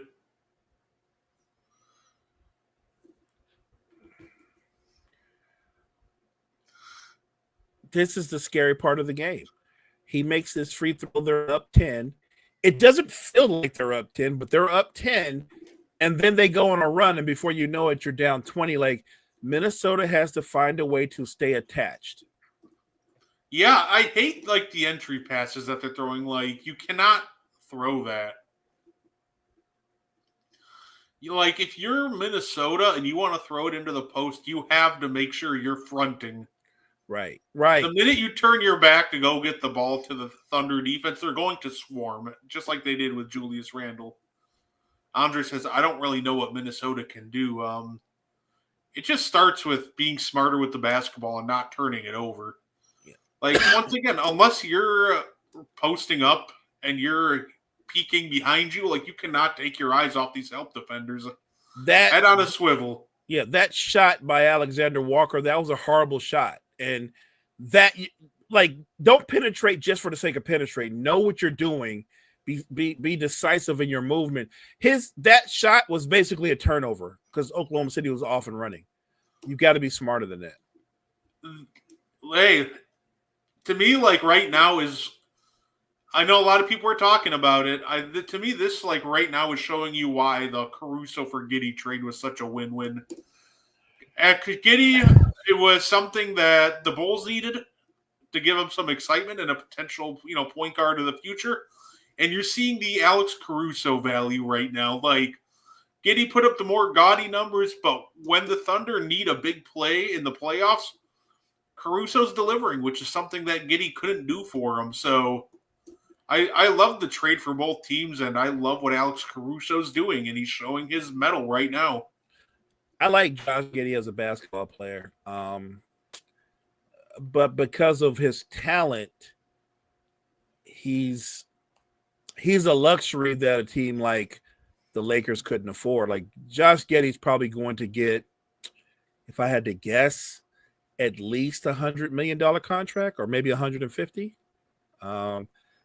which which is too rich for a lot of franchises' blood. I get why the Bulls would keep him, but if I'm him, I don't know if I want to be part of the Bulls because I feel like the Bulls are they're in rebuild mode like every 2 or 3 seasons. They just repeat the same cycle over and over again. And if I'm Josh Giddey, I don't know if I want to sign up for that. Oh, fair enough. We'll get to see what who they add in the draft. I'm excited to see how the NBA draft goes because I feel like once we get past like pick 3 or pick 2 even, that's where the fun begins. You think it might get a little crazy? Yeah, I actually almost feel like we know pick 3. If the 76ers keep it, the pick's probably just going to be straight up Ace Bailey, but I'm okay with that.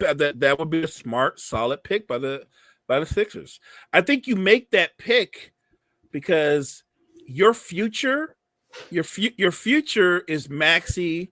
Your future is Ace Bailey. Your future is what's the young man from Duke that got injured? I think he's a point or a 2 guard. I can't remember his name now, but he's part of your future. I don't view Paul George or Joel Embiid as part of the Sixers' future. Like, if he won't do it because Daryl Morey is really hard-headed, but you got to get rid of those anchors that are around your franchise's neck. You got to get rid of them. With Embiid, you could at least sell to one of the really bad franchises, like, hey, you know, he gives you credibility. He's an all-NBA player and all that kind of stuff when he's healthy. With Paul George, I don't think you can give that contract away. Yeah, it's funny because I've joked with the some of the people I'm friends with because they're like, you know, we're talking about if Philly wins the Cooper Flag sweepstakes, you know, and I'm like, well, I mean, hey, good for them. They need somebody to throw entry passes to Joel Embiid. Right. And that's kind of what my concern is with Joel Embiid. Do I think he can be a very productive basketball player still? Yeah, sure, in the right system. Yeah. But if you want to run a team with, you know, Maxey, Jared McCain, Ace Bailey, That's him. That's a team where you want to run. You want to play fast. And I don't even want to know what would happen if we tried to play fast with Joel Embiid in, you know, 2025. Like, I feel like that just sounds like a disaster waiting to happen. It definitely sounds like an injury waiting to happen because even now, when he runs, he's laboring. And I hope that was just, you know, the fact that he was injured, because if you're going to tell me that's how he's going to move from the rest of his career, we need to move on from him. I do agree with you. If he's 100% healthy, Joel Embiid can still play at an all NBA level. My only problem is, can he stay healthy to play at an all NBA level? Because from what I'm seeing is the betting odds are you would take the under on that. I'm the 76ers. I'm letting a team like the Phoenix Suns find out. Well, they already found out. They got Bradley Beal. They traded away their future to get KD. They already found out. Hey, you might be able to convince them, like, you know what you need? Joel Embiid. At this point, knowing their owner, Ishbia, he'd go for that. Like, we do need Embiid. That would be the most, like, hilarious team, like, to ever be constructed. Booker, Durant, Beal, Embiid. Granted, you'd probably need to send one of them out to match salaries, so... Yeah. The funny part is, like, Beal probably just says no to waiving his no-trade clause, so... I've seen you might be able to... You know, it's funny. Like, I've seen people try to say, like, throughout the trade, like, throughout a mock trade where you trade Paul George for Kevin Durant, but the kicker for the Suns is you send them the number 3 pick. Nice. And I'm like, that just sounds like awful if I'm the Philadelphia 76ers. Cason Wallace. Yeah, that was big. That was a great pass. Look, you and I both know Kevin Durant is he's had a transcendent career, terrific player. And I know people can point to the numbers and go, yeah, Mo, and he's still giving people 26, 7, and 5 or something like that. I get it. And he still shoots a high percentage. but he's 36, man, and he's going to be 37. Why would you go there? Why would you go there? Like at this point in his career, it would be really refreshing if Durant sat down in an interview and said, I know I can help a team win, but I have to do it in a different role. Like I can't be the guy. I fully agree with that. On a title contending team, this current version of Kevin Durant cannot be the guy. Yeah, no, I agree, Andre. This OKC team is just way too good. They're way too good, and Minnesota is they're just not a good matchup for them. And again, I'll repeat it until the series is over, and that might be in 2 more games. If Anthony Edwards is going to be content with being pretty good, they're going to get swept. I made a real simple statement, Brett. Let's see if you can appreciate this. I said Ant had to be as good or better than Shea to make it a great series. Yeah, absolutely. Like he had to be decisive. I don't even think he could be like 90% as good as Shea. Like I think he had to be decisively on Shea's level in this series. And right. And so I asked the question the other day, who was the better basketball player? Full well knowing who I think is the better basketball player. By the way, spoiler alert, I think Shea's a better basketball player because he is. He's more polished. He thinks the game through, and he's always under control. And now, to be fair to Ant is a full 3 years younger than him. So could he get better? Absolutely. I still think Anthony Edwards is developing, but Shea is so polished. His game is so refined. He already has a go-to shot. Like Anthony Edwards doesn't even have a go-to shot. no, absolutely. If Ant is Jordan's son, he needs to turn it on. Yeah, they need to stop calling him that. He's not that. I mean, he's better than Jordan's son, but he's not Jordan's son. No, absolutely. It's kind of frustrating sometimes when they compare, like, because they do it with young superstars, and even in the draft too. Like, not everybody needs to be compared to a superstar. Like Anthony Edwards is going to be great in his own right, and he has a career trajectory where he very well could end up in the Hall of Fame. But that doesn't mean that if you're a Hall of Fame level player, there's levels to greatness. There's levels in the Hall of Fame. Like not every Hall of Famer is built the same. Bernard King is not going to be talked about in the same vein as someone like Larry Bird or MJ, and that's okay. It is, and I love Bernard King, but when they sit down for dinner at the Hall of Fame, Bernard King ain't sitting at that table. No, and like I said, they're going to review that. Yeah, they have to. That's a great point. Like Vlade Divac is in the Hall of Fame, the Basketball Hall of Fame, because of what he did overseas, his career over there as well. So he's in the same Hall of Fame as Wilt, as Russell, as Kareem, as Shaq. But it hits different. Like he's not sitting next to them, right? You feel me? He's not near those dudes. Yeah, absolutely. And, I feel like people do that too when we're doing like draft comparisons too. They'll be like, who's this player like? Oh, he's the next Kobe or Michael. It's like people are so like hell-bent on trying to like find the next superstar that they just end up overrating some of these young guys. And they've been doing it for years. Yeah, and I'm just like, no, they're not. And, that's okay.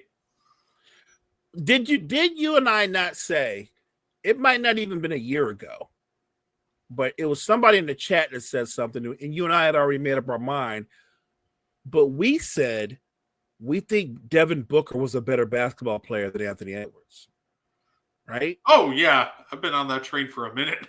Right. Now, I get it. They're going to say, well, Anthony Edwards knocked Phoenix out of the playoffs. He did, but that was a horrible Phoenix team. Horrible Phoenix team. When Devin Booker is fully healthy, with capable players around, not stars, because I know if Devin Booker could go back into a time machine, he'd go, I'm going to go back in time. I'm going to get Cam Johnson back. I'm going to get Bridges back. I'm going to even get Ayton back. That Phoenix team, they should still be together. But because they lost in the finals, James Jones made a panic move and he broke it up. Right. And yeah, it's one of those things too. Like I would love to see more like I would love to see more like NBA draft comparisons to like regular star level players or just like even like your rotational players. Yeah. One of my favorite guy, like this is the guy who's like draft boards I pay attention to the most.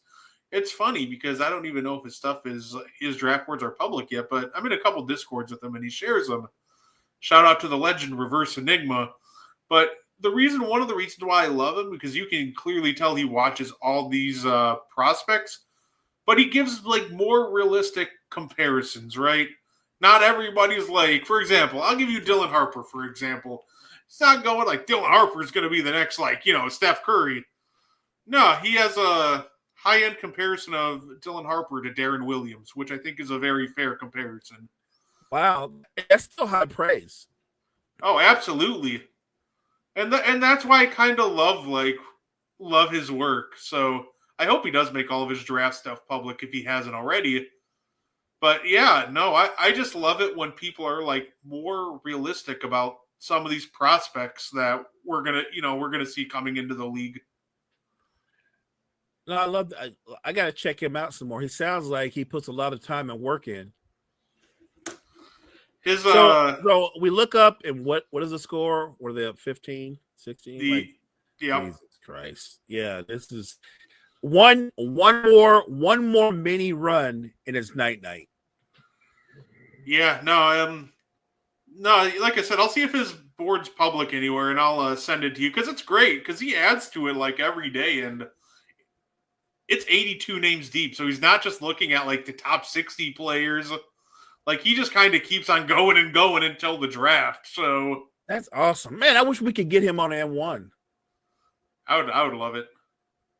I'm definitely like eventually when the draft does happen, definitely the day after we'll talk about all the draft. Right. And I think I'll definitely be using some of his boards and stuff. I love that. I'm here for it. Yeah, it's about to be Michelob time. I don't drink, but it's about to be Michelob. It is, yeah. This is you know what this is when you see a boxing match or a tennis match and you go, this is a mismatch. This is a mismatch. Ayton was not physical enough. It's funny. It Jeez. Yeah. Wrap it up. Technical on chat. Wrap it up. It's over. Yeah. No, people were really down on Ayton, but I want to just remind them his role on that Suns team that went to a conference final, then eventually went to an NBA finals. He was like the fourth offensive option. He wasn't the second option he was the fourth. His role was, I know he saw himself as more than that, but in reality, no, he's not more than that. But what he was, Brett, was fine, right? If you told me, Mo, I'm going to give you a center that gives you 16 and 12, and he boxes just under 2 shots a game, what's wrong with that? My biggest frustration with Ayton, the funny part is, it's really just watching him was frustrating at times because he would like pick and choose, and obviously like after a certain point he just didn't want to be in Phoenix, but this kind of carried over to Portland too, is just how uncommitted he is at times. Like I'm watching him just kind of watch other guys get rebounds, and it's really that energy and motor is what frustrates me the most about Ayton. That's fair. At the end of the day, he's one of my least favorite players in the league because I get frustrated with guys that have the potential to be so good, and I think Ayton had the potential to be a top 10 center in the league. I agree, but I agree. He doesn't seem to have the drive for it, and that's kind of what frustrates me with him. To be fair, the guy they replaced him with, you just described him to a T as well. That's Nurkic. That's Nurkic. To be fair, Nurkic, everything about Nurkic says he should be a much better player than what he is. You know what's funny? To be fair, I hated the Ayton trade, but that's literally because they were just acquiring Nurkic. And I'm like, what? Because it's like when the rumored trade is like, yeah, you could get Miles Turner, but you end up with Nurkic. I'm like, Right. I don't Right. understand that, but I don't understand that. You didn't. If you got Nurkic for Ayton, that's not an upgrade. That's like a sideways move. They're very similar. Both have low motors. I don't want to use the word often, but when it's true, it's true. They both got a lot of quit in them. I don't even think that was a side. I think that was just a straight downgrade, honestly. Fair enough. Mo, have OKC answered all the questions you've had about them? So yeah, look. The funny thing is, it was Gene I was talking to. Maybe it was last week when I said I thought watching them in the Denver series, they grew up some because there were a couple of games that were really close games that they gutted out, and those two games that ultimately put them in a position to take control of the series. But they gutted out tough games, and you know this because you're a numbers guy. OKC played in the most clutch games of any team the last 2 seasons in the league. Like, and I'm not killing them for that because that's what they do. They usually blow the doors off teams. But when all you do is blow the doors off teams, you're not really equipped to win grinded out games. And they did that in the Denver series. So do I think they impressed me in that? I mean, I don't want to kill them. I think OKC is going to come out of the West clearly, but I think they're coming out of the West because the team that gave them the most competition, that was Denver. I know this is the conference finals, but I felt like when they beat Denver, that was the conference finals, if that makes any sense. Yeah, that definitely was. It felt like the conference finals, right? Like, you knew like Minnesota could give them a fight, but everything had to go right. And Minnesota came into these first 2 games and they just cannot do anything right. And I've been stubborn. I was like, I kept prefacing everything I said with if Anthony Edwards is special. And I didn't even say they were going to win the game or win the series. I said if he's special, it could be a great series. But if he's anything less than that, which he has been, they're going home. Matter of fact, they're getting ready to go home now for game 3. But I guess my point is they're going to be staying home at this rate. The Wolves were like the number 1 team I wanted to win the finals this year, but I'll tell everybody right now that's because I wanted to see Mike Conley before he retired. Mike Conley and Rudy Gobert were the 2 reasons why I wanted them to win a ring. And look, nobody has shown flowers and pointed out Rudy Gobert's impact more than my partner. And he's doing it, and he's right on every point he makes. So we don't really argue about that because I do think that, it's tongue in cheek. Somebody shows a highlight reel of Rudy getting crossed over in the postseason, but if you watch the whole series, he actually was terrific in space. Like like in the Lakers series when they were like, I think Luka got 1 jumper off on him, and then but on social media it was Luka's killing him. But in reality, the numbers said he did a terrific job on Luka. You know what I mean? Like there's perception and then there's reality. Rudy is a terrific defender. I know he can look awkward at times, but he's a terrific defender and he does impact games. It's not going to look that way in this series. This is a hard series for him to be as impactful because Oklahoma City has weapons all over the place. It's funny too because I feel like the Timberwolves half the time still look better with Rudy on the court because I would leave him on the court. They have no look. The way Oklahoma City is getting to the basket at will, if he's in the game, that doesn't happen. So I'm gonna go old school. I say you dance with the one that brung you, and Rudy is primarily why the Timberwolves are a top 5 defense. Don't change that. Don't change that. I get Oklahoma City presents challenges, but don't change your identity. Yeah, because at least Rudy takes away something. Like, he takes away, the rim. And he kind of helps force them to be a little more one-dimensional. Yeah. When they go small, just, like, you can attack the rim, which completely opens up the 3. I think half the problem, too, is it's just lazy passes. I think the frustrating part watching Minnesota right now, it's all these turnovers are avoidable. They're just throwing the most lazy entry passes they possibly can, like every chance they get. And if you're facing a team, for example, like the Lakers, who aren't going to swarm the ball like OKC, Right. you can get away with throwing some lazy entry passes. That's fine.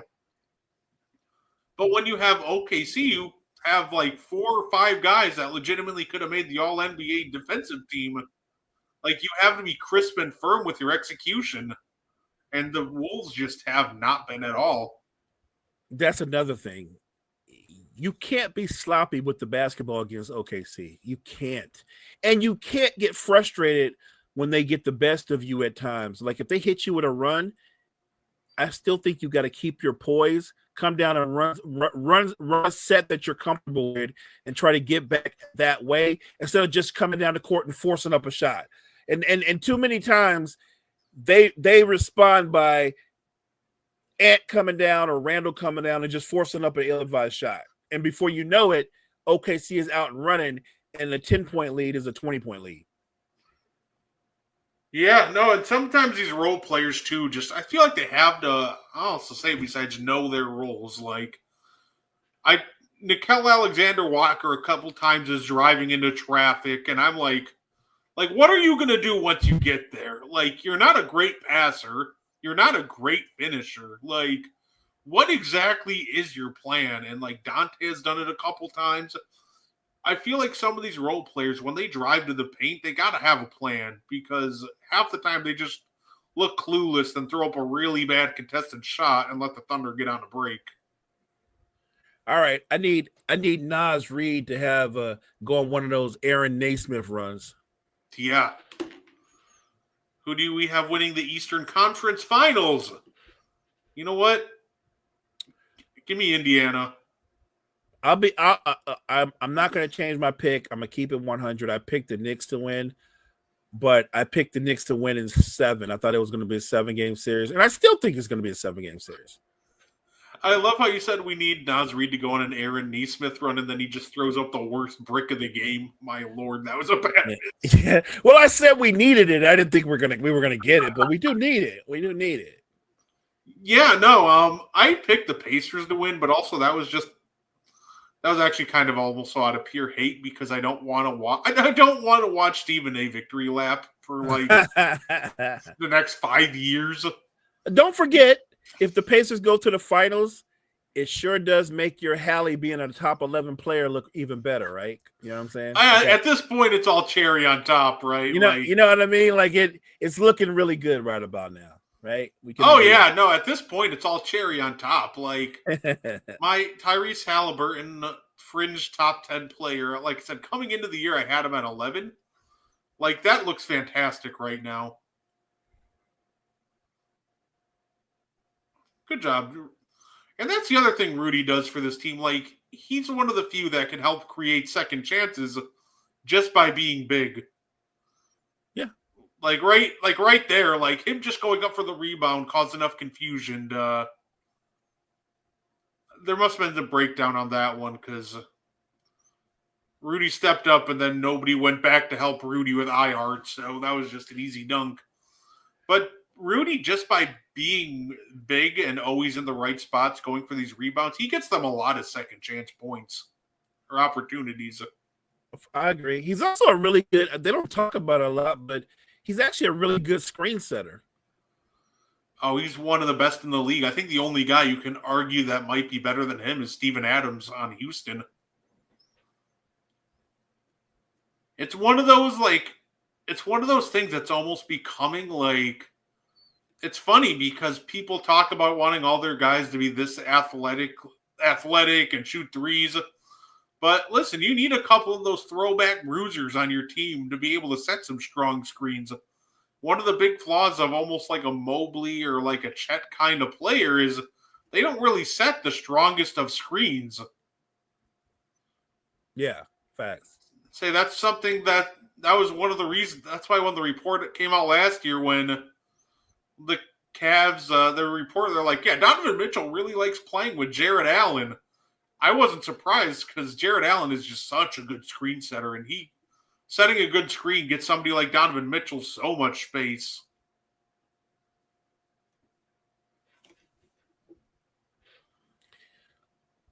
Going into next year, do you think Cleveland makes any major moves, or they just bring back their core? I think they'll run back their core. I think if anybody moves, I think there's a possibility that they move Jared Allen. But I think he's about the only one that I would consider moving. You know, you need Darius Garland's skill set. I think he's a perfect secondary playmaker to kind of play off of Donovan Mitchell. Now, can't just throw the easy one to Rudy at that point. Right. But no, I think Garland and Mitchell are a perfectly fine backcourt. Unfortunately, you know, Garland got hurt at a really inopportune time this year.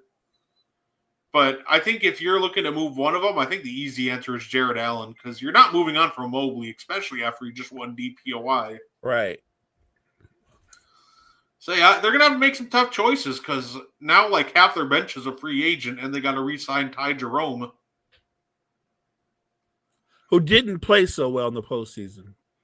Yeah, I don't think that won't stop them from having to pay a pretty penny for him. Somebody will give him a big deal. Ty Jerome's a good basketball player. They've got a good bench. I guess I'm a little bit more hesitant than you are. Like, they opted for continuity this season. Maybe what I'm wondering is, even though I know he's a terrific talent, I'm wondering if Donovan Mitchell can be the best player on a title-winning team. I don't know. I honestly don't know. Because I think we always forget too that Donovan Mitchell, correct me if I'm wrong, he's about 6'2" or 3", right? He's not big. I mean, he's built powerful, but I'm talking about in terms of height. He and Garland, it's probably the smallest backcourt in the NBA. I think Donovan Mitchell is great, but I feel like he's going to have to play with someone else who's a better player. He can still be their leading scorer, but I don't think he can be their best player. That's the way I'm trying to put it. And you know what? That's fair enough. That's a question that will remain to be answered because him as the best player, he hasn't made it out of the second round in either conference. So, and that's not me saying I don't think it. Again, if somebody said, "Mo, you want him on your team?" Absolutely. Absolutely, I want him on my team. It's a weird thing about sports where we call guys stars, but at the same time, we're like, yeah, he's a star, but he's probably, if we're thinking bigger picture, he's probably a number 2 and not a number 1. Like, could he be a number 1? Yes. Donovan Mitchell can be a number 1, but I think there's a ceiling to how far he can take you as a number 1. No, that's fair enough. I'm definitely looking forward to seeing what the answer is with the Cleveland Cavaliers. I hate this commercial. If let's say if I'm looking for if I'm the Orlando Magic though, I'm calling Cleveland. Give me Donovan Mitchell or even like a Darius Garland or even like a Ty Jerome on. Okay, you brought it up. That's a Now you brought it up, but it probably won't happen. But you just kind of spoke to what I was thinking. If you paired Donovan Mitchell with Paolo would be the number 1, and D. Mitch could play off of him because what they're really missing in Orlando is they don't have a perimeter player. I'm talking about wings. Like I think Paolo goes like 6'8", 240, but they don't have a wing or smaller guy that complements what he does. But Donovan Mitchell would be a perfect complement to what Paolo does. Yeah, I think so too. I would love for them to get like a all NBA or even like an all-star caliber guard like a Donovan Mitchell or even like a Darius Garland would be terrific. I think it kind of knew the Magic were cooked on like one of their first possessions of the game. They're giving it to KCP to try to create. I'm like, oh, good Lord. Like, if you're giving it to KCP to create your own shot, like, just wrap it up. The series is over. I love their bookend forwards. I love him and Franz together. That works. But you need a 2 guard who can play, make and drop 20 something or a given night, or a point guard that can do that. And they don't have that, so that they need more floor balance, and they don't really have any. I also think that they just kind of need I think they need an upgrade at center. I don't think Wendell Carter just is cutting it anymore, honestly.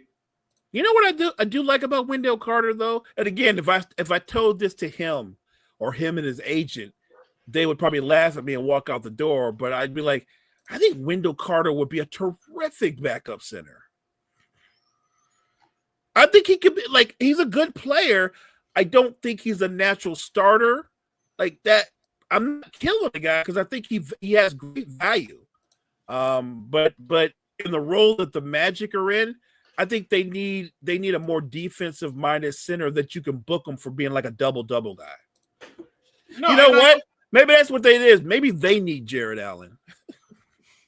No, and I completely agree. I think the problem with Wendell Carter is now people think he's something that he's not. Right. When we're talking about Wendell Carter, everybody's like, oh, but he can space the floor. Do we want to play a game of what Wendell Carter, the floor spacer, looks like in 2025? It's not pretty. Right. He shot 23% on wide open shots and 24% on open looks. I think at this point, I think you kind of hit it on the head where do I think Wendell Carter could be a productive member on a important basketball team? Right. Sure, but it's not as a starter anymore because he also doesn't protect the rim very well. He does not. Agreed. Yes. That was my point. On a team that's actually a really good defensive team, he's not a really good rim protector. They could be even better defensively with a legitimate rim protector. Yeah, no, absolutely. So I need to see an upgrade. I'd love to see it even next year. And I don't even think it would take that much to upgrade from him at this point. Starting center wise, I think even in limited minutes, good take by Daniels. Yeah. I think nice. even go out and get somebody to help shore up that center rotation. Even a Brook Lopez would help them a ton, I think. Yes. I think Brooks a proven veteran, and he would be effective and impactful in the locker room because he's playoff tested and proven. I think that if Brook chooses to move on from the Bucks, I think Orlando would be a good landing spot for him. I like that. No,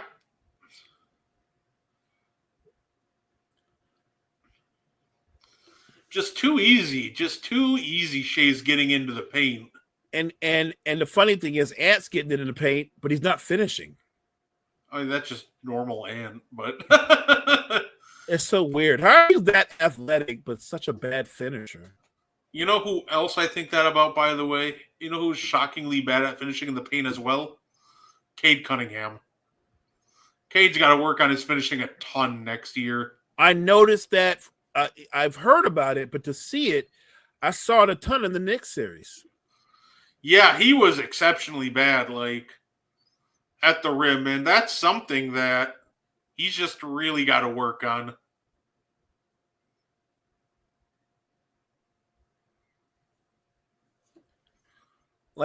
SGA, in game one, he had 31, but he didn't shoot the ball efficiently. He just got to the foul line. This game, he's shooting at a high level and he's getting to the free throw line. You didn't take nothing away. You actually gave him more.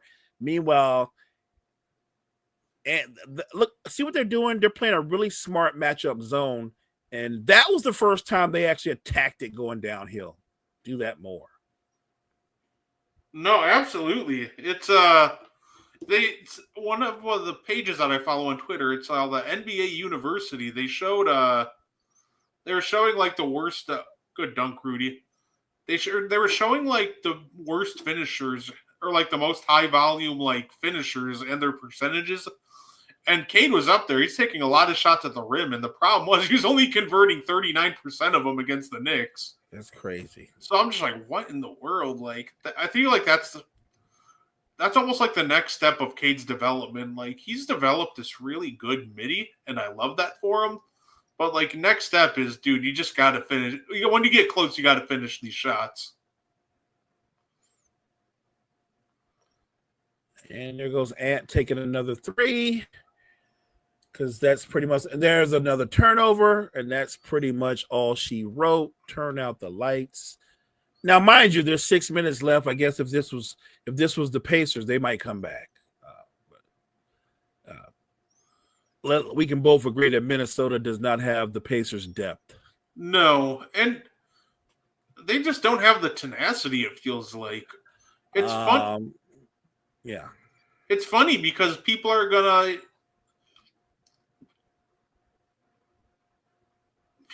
talk about, the finishing of the Thunder, and of course I'm sure that, they're going to mention Rudy Gobert, but the frustrating part right now is like he just gave up his hip and Shea just had a free lane to the basket. Granted, McHale just shoved him. Yeah, but that's not even a basketball play. You're just blatantly shoving him. And I'm like, that's a great point when that play kind of tells you like they've completely lost their composure, right? Yeah, and it's been like all game where you're just giving free line drives to the basket, and you can have an elite rim protector, but I could have like Hakeem Olajuwon back there, but if I'm not putting like any pressure on the ball handler and they're just getting free line drive after free line drive, right? Even your all-time great rim protector is going to give up a lot of points. I guess.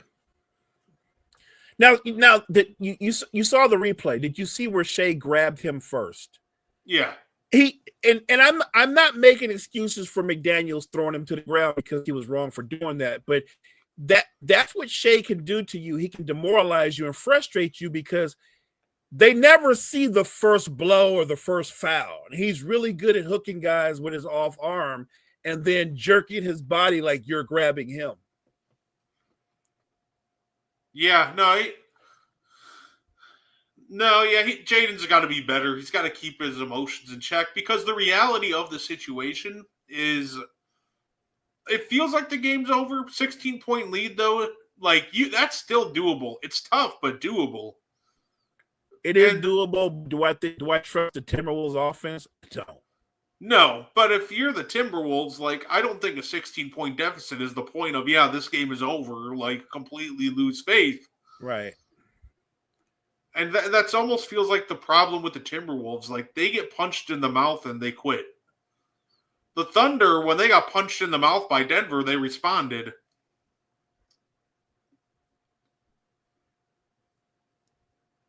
Yeah. No way. That's not a basketball play. Nah, but, Mo, when I look at the game tomorrow between Pacers-Knicks, I'm going to be watching those wings very, very closely. You brought in Mikal Bridges and OG Anunoby to get stops, which they really couldn't do in game one.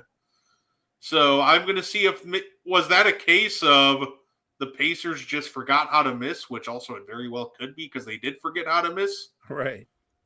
Or, do they have a much better game? But I think obviously the drop coverage is a problem, but I also think that those guys just have to be a lot better in game two because I think some of that you can attribute to hot shot making, but I think the reason they got hot is just poor defense overall by New York, and you don't want to get into a track meet with the Pacers.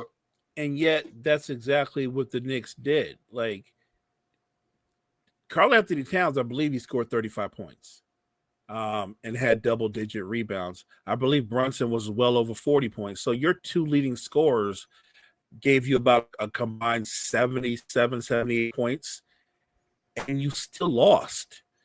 And that has to be a little bit scary for New York. And even though they don't realize it, they do now because I'm sure they've watched the film. They allowed themselves to get pulled into a shootout with the Pacers.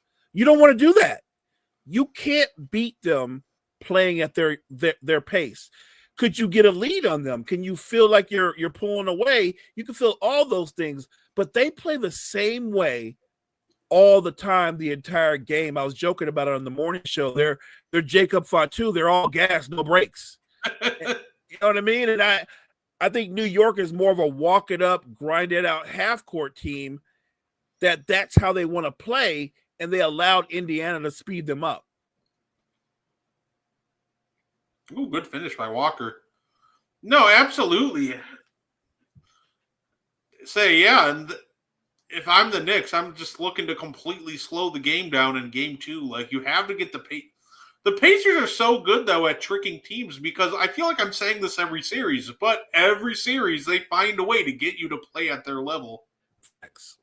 Like, they're so good at just baiting you into playing their game and taking you out of your element. It's fool's gold is what it is. Like, and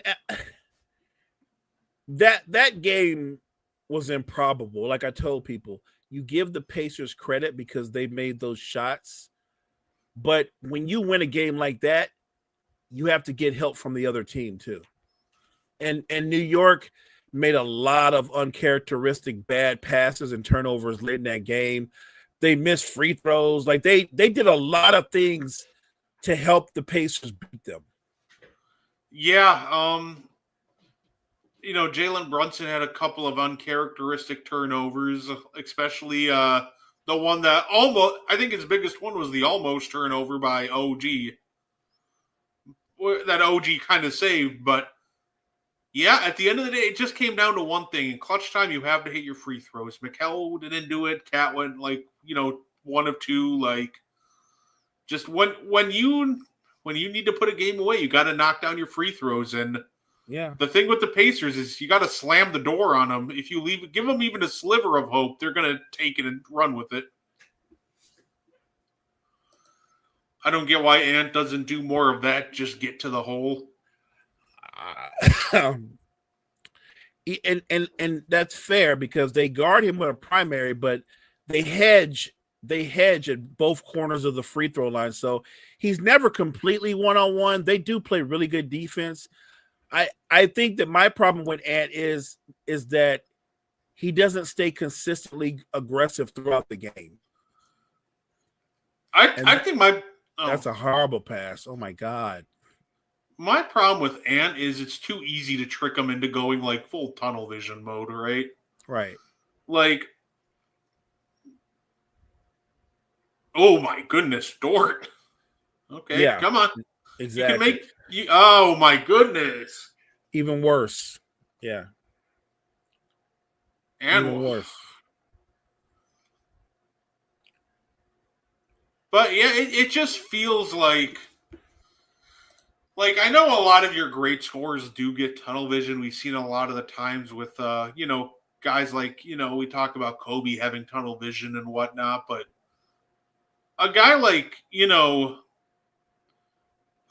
Kobe at times would still move the ball when needed. He was actually, right. I think he was a much better passer than people give him credit for. For sure. And just occasionally he'll move the ball, but a lot of the times it just seems to be too easy to trick him into thinking that he needs to take over to win this game, when sometimes if he would just trust his team, he would get so much farther.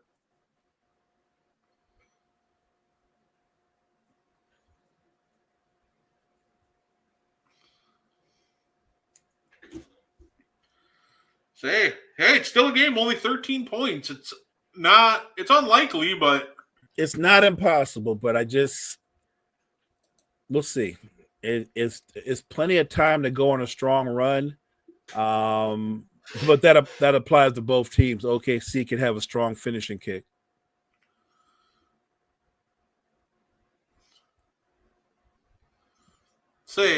I would love to watch Ant, and just kind of goes along with my point of making the team better. Just kind of be better at reading the floor when he's getting into the paint. When he gets into the paint, he's shooting it. Right. Agreed. If he develops his drive and kick game to another level, that would help this team out so much. He's just been chucking all night though. Yeah. I would like him to develop more of a post game too. You can be off the ball, you can go in the post and try to work out of the post. Add a little bit more to your game. All great scorers know how to play in the post. Oh, Alex Caruso fouled out. Fair enough. But yeah, most of your, and I feel like that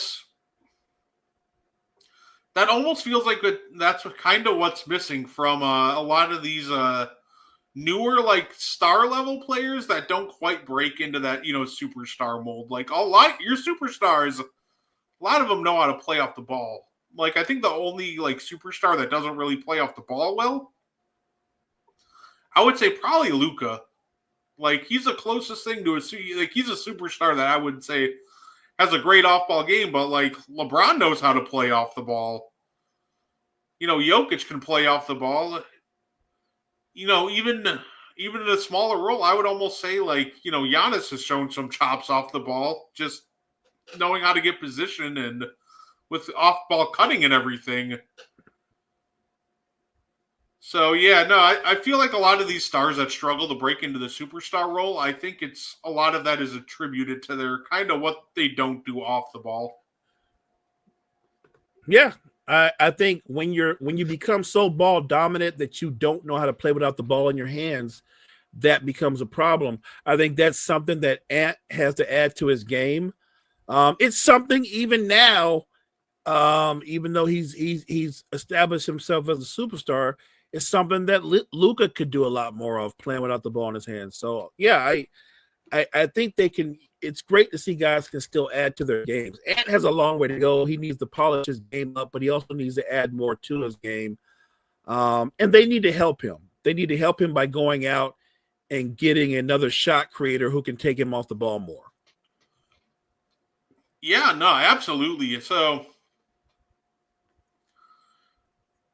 I'd say a lot of your all-time greats were very underrated off the ball too. Guys like both Shaq and Kobe were actually pretty fantastic off the ball, I would say. But I feel like their games are a little more misunderstood. Like, when people talk about off-ball movers, they wouldn't think of Shaq.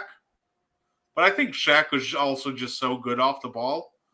Just because, he was always fighting for positioning. He wasn't like running around pin downs trying to shoot threes.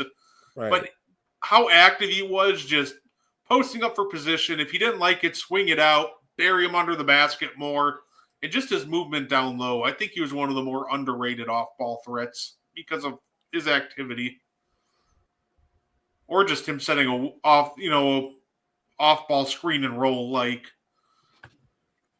underrated off-ball players. Give me Shaquille O'Neal for 500.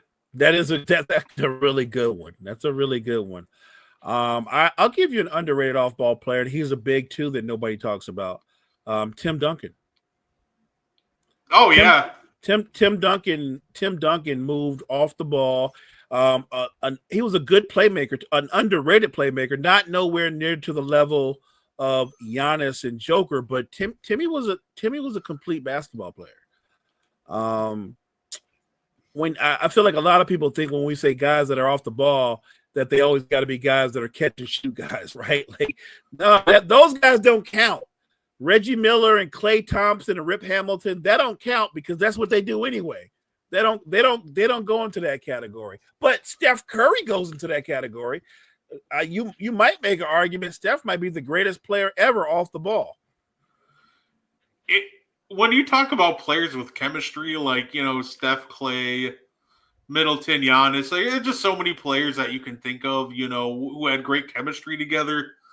More underrated guys who had great chemistry, because you brought up Duncan and Tiago Splitter. Those guys knew how to play high-low, and they always knew where to find each other.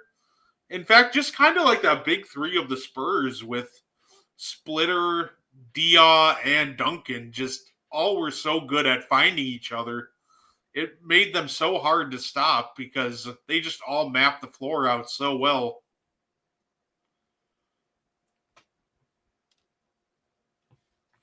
Oh, 5 on SGA. Okay. This has been easily the worst, Julius Randle's probably worst game of these playoffs. Not even close. Yeah. But chalk that up to Minnesota. They recognized how well he played last game, and they were determined not to let him get off to a fast start this game. Yeah, no, and the Wolves, it's both of them not playing him at all in the fourth quarter. Like, you would think they'd give him some kind of run. Right. Honestly, I would have given him some run. Because I think at this point, Mo, like, even put him in now, and that's weird to say, but, like, see if you can help him establish a rhythm for game 3 at this point. When you're Julius Randle, and because this has got to be frustrating for him, because you've been the most consistent player for the Timberwolves the entire playoffs, but the first game you struggle, you're just glued to the bench the entire fourth quarter. Like, if I'm Julius, I'm, like, livid right now. I get it. And maybe what the coach is doing is like, hey, this will motivate him for game 3. And look, you know how this goes. If the Timberwolves are able to go back to Minnesota and win both of those games, no harm, no foul. Although judging off the way these 2 games have played out so far, I don't feel so good about that. No, absolutely. I don't feel good about it either, but no, I really don't agree with keeping Randall on the bench.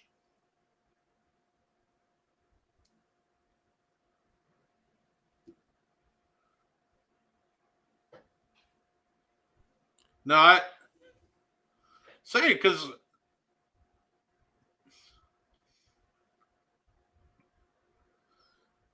yeah, he's gonna go right over Nas, ain't he? Yep. Yeah, no, it because I also like I think benching your star player, it also kind of creates this like frustrating dynamic. Like, okay, like why? Like, because listen, I feel like if you're bold enough to bench your star player when he struggles, if Ant's struggling, why don't you throw him on the bench for an extended period? Fair enough. I agree. That he is struggling, but yeah, I'm with you. Listen, like, you know what's I love that he's the announcer, by the way, just said Anthony Edwards strong bounce back game. That's a choice. Like, he scored more points. I can't argue that. But also, like, did Anthony Edwards play good? Not really. He did, and the assignment was he had to play as well or better than Shea, and he has not done that the first 2 games. No, he really hasn't. Actually, I was going to say I'm not so sure he's played better than J-Dub. Never mind Shea. No, and that's problematic. People are, and this is going to be one of those games, Mo, where you kind of have to watch it, right? Because, if you try to talk to somebody about this game, they're going to be like, well, Ant had, 32, 9, and 6. Like, right.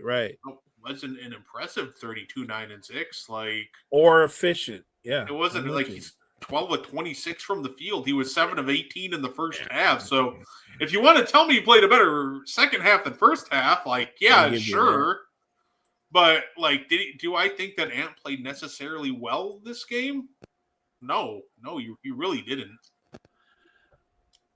This played out very similar. And they're going to take another L. And 12 for 26. 1 for 9 from 3. That ain't going to get it. I'm looking at Jaden McDaniels. Jaden McDaniels actually shot the ball well, considering that he had his hands full having to guard Shea. Naz Reid and Nickeil Alexander Walker. I think Alexander Walker did his part. I think Naz Reid, was he better than he was in game 1? He was, but he wasn't good. Like it's the same with Ant as Naz Reid. Like, I need Naz Reid, the guy that was a candidate for 6th man of the year, and that guy hasn't showed up yet. Right. Like, Anthony Edwards is kind of like, he to me, this game is almost like the equivalent of what people accuse Dak Prescott of being. Like, I'm so glad you can throw for 300 yards in garbage time. Like, to me, that's what he did. It's like, oh, I'm so glad you can start piling on points when you're down 16 in the fourth quarter. Facts. But say, yeah, I agree, Andre. Chet's scoring has been great these past 2 series. Me too. Me too. Brett, get that post-series video ready. Yeah. I'm with you, Kyle. Look, the fan in me, I wanted a great series. It doesn't look like it's going to happen. Well, we're going to see. Are they going to have more fight? Say more fight in game 3? And listen, I think that, and this might be a hot take to some, but don't be afraid to bench Anthony Edwards if he continues to struggle. Look, listen, call me crazy, but we've seen it before. Does anybody remember game 6 of the 2015 matchup between the Clippers and Rockets? When Kevin McHale benches James Harden and the bench just happens to get, going? I'm not saying that maybe benching Ant is the answer, but also at the same time, if the first minute that Julius Randle struggled, you're going to bench him for the entire fourth, at that point, all bets are off. Don't be scared to bench Ant for an extended period. What's the worst that's going to happen? You lose, you're doing that anyway with Ant. Don't be afraid to send a message. They're going to need to come out fast, aggressive, take some energy from the crowd. Now, when you're down 2-0 and you're going home, the mission is to win game 3. And then if you win game 3, then you talk about winning game 4. But that's how you got to do it. And you can go to the study and go, what we need to do. You said it, Brett. Yeah, your best players, Randall, Ant. I think Rudy Gobert, they have to involve him more in the game. And I think that they have to stop going small when OKC goes small. When they go small, I think Rudy can make them pay for that. It's frustrating too because it almost feels like they're scapegoating Rudy. We got to take him out, right? Because they're scoring.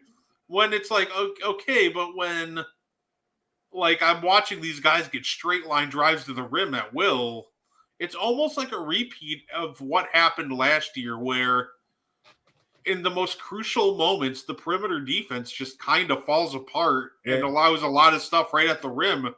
And even your best rim protectors can only cover up so much if your perimeter defense is just allowing straight line drives at the rim. I watched that not this past year, but the year before when the Bucks tried to run a backcourt with Dame Lillard and Malik Beasley. No matter what Giannis and Brook tried to do, there was only so much they could cover up. And that's something that I want to see improve in game 3. If the Timberwolves want to win, you got to get physical. You got to get some pressure on these ball handlers.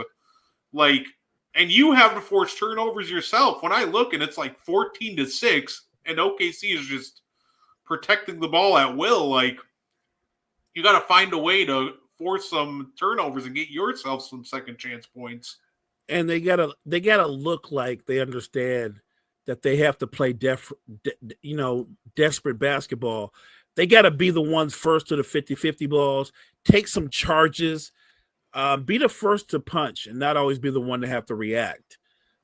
Oklahoma City gets them on their heels and they just take it. They got to show some more fight. They showed a little bit more tonight, but I'm talking about show enough fight to where you can actually win a game. They got to show more fight. And they can't let, when OKC goes up on them, they can't let their frustrations get the best of them. You got to be smart. No, absolutely. And that's all that's all we had for you today. We had a little fun. We did a watch along. You can catch us tomorrow morning when we talk about, some NBA, NFL, and of course there's some wrestling news that broke today that is definitely worthy to talk about. Yeah. We might be seeing Travis Scott at Money in the Bank. Yeah. Okay. WrestleMania is officially being moved out of New Orleans next year. Can't wait to talk about all that tomorrow. Mo, do you have anything for everybody before you get up on out of here? No, I want to thank Andre, Kyle. I want to thank Tony, Gene, Jory, Key, everybody else that came up in the chat to join us in this watch along. Thank you guys so much. Hey guys, make sure you check out all the great content we have at Waterware Network. You will see me my amazing partner, the point guard, Guardy 3, tomorrow morning on Coffee Sports in the Morning at 9 o'clock.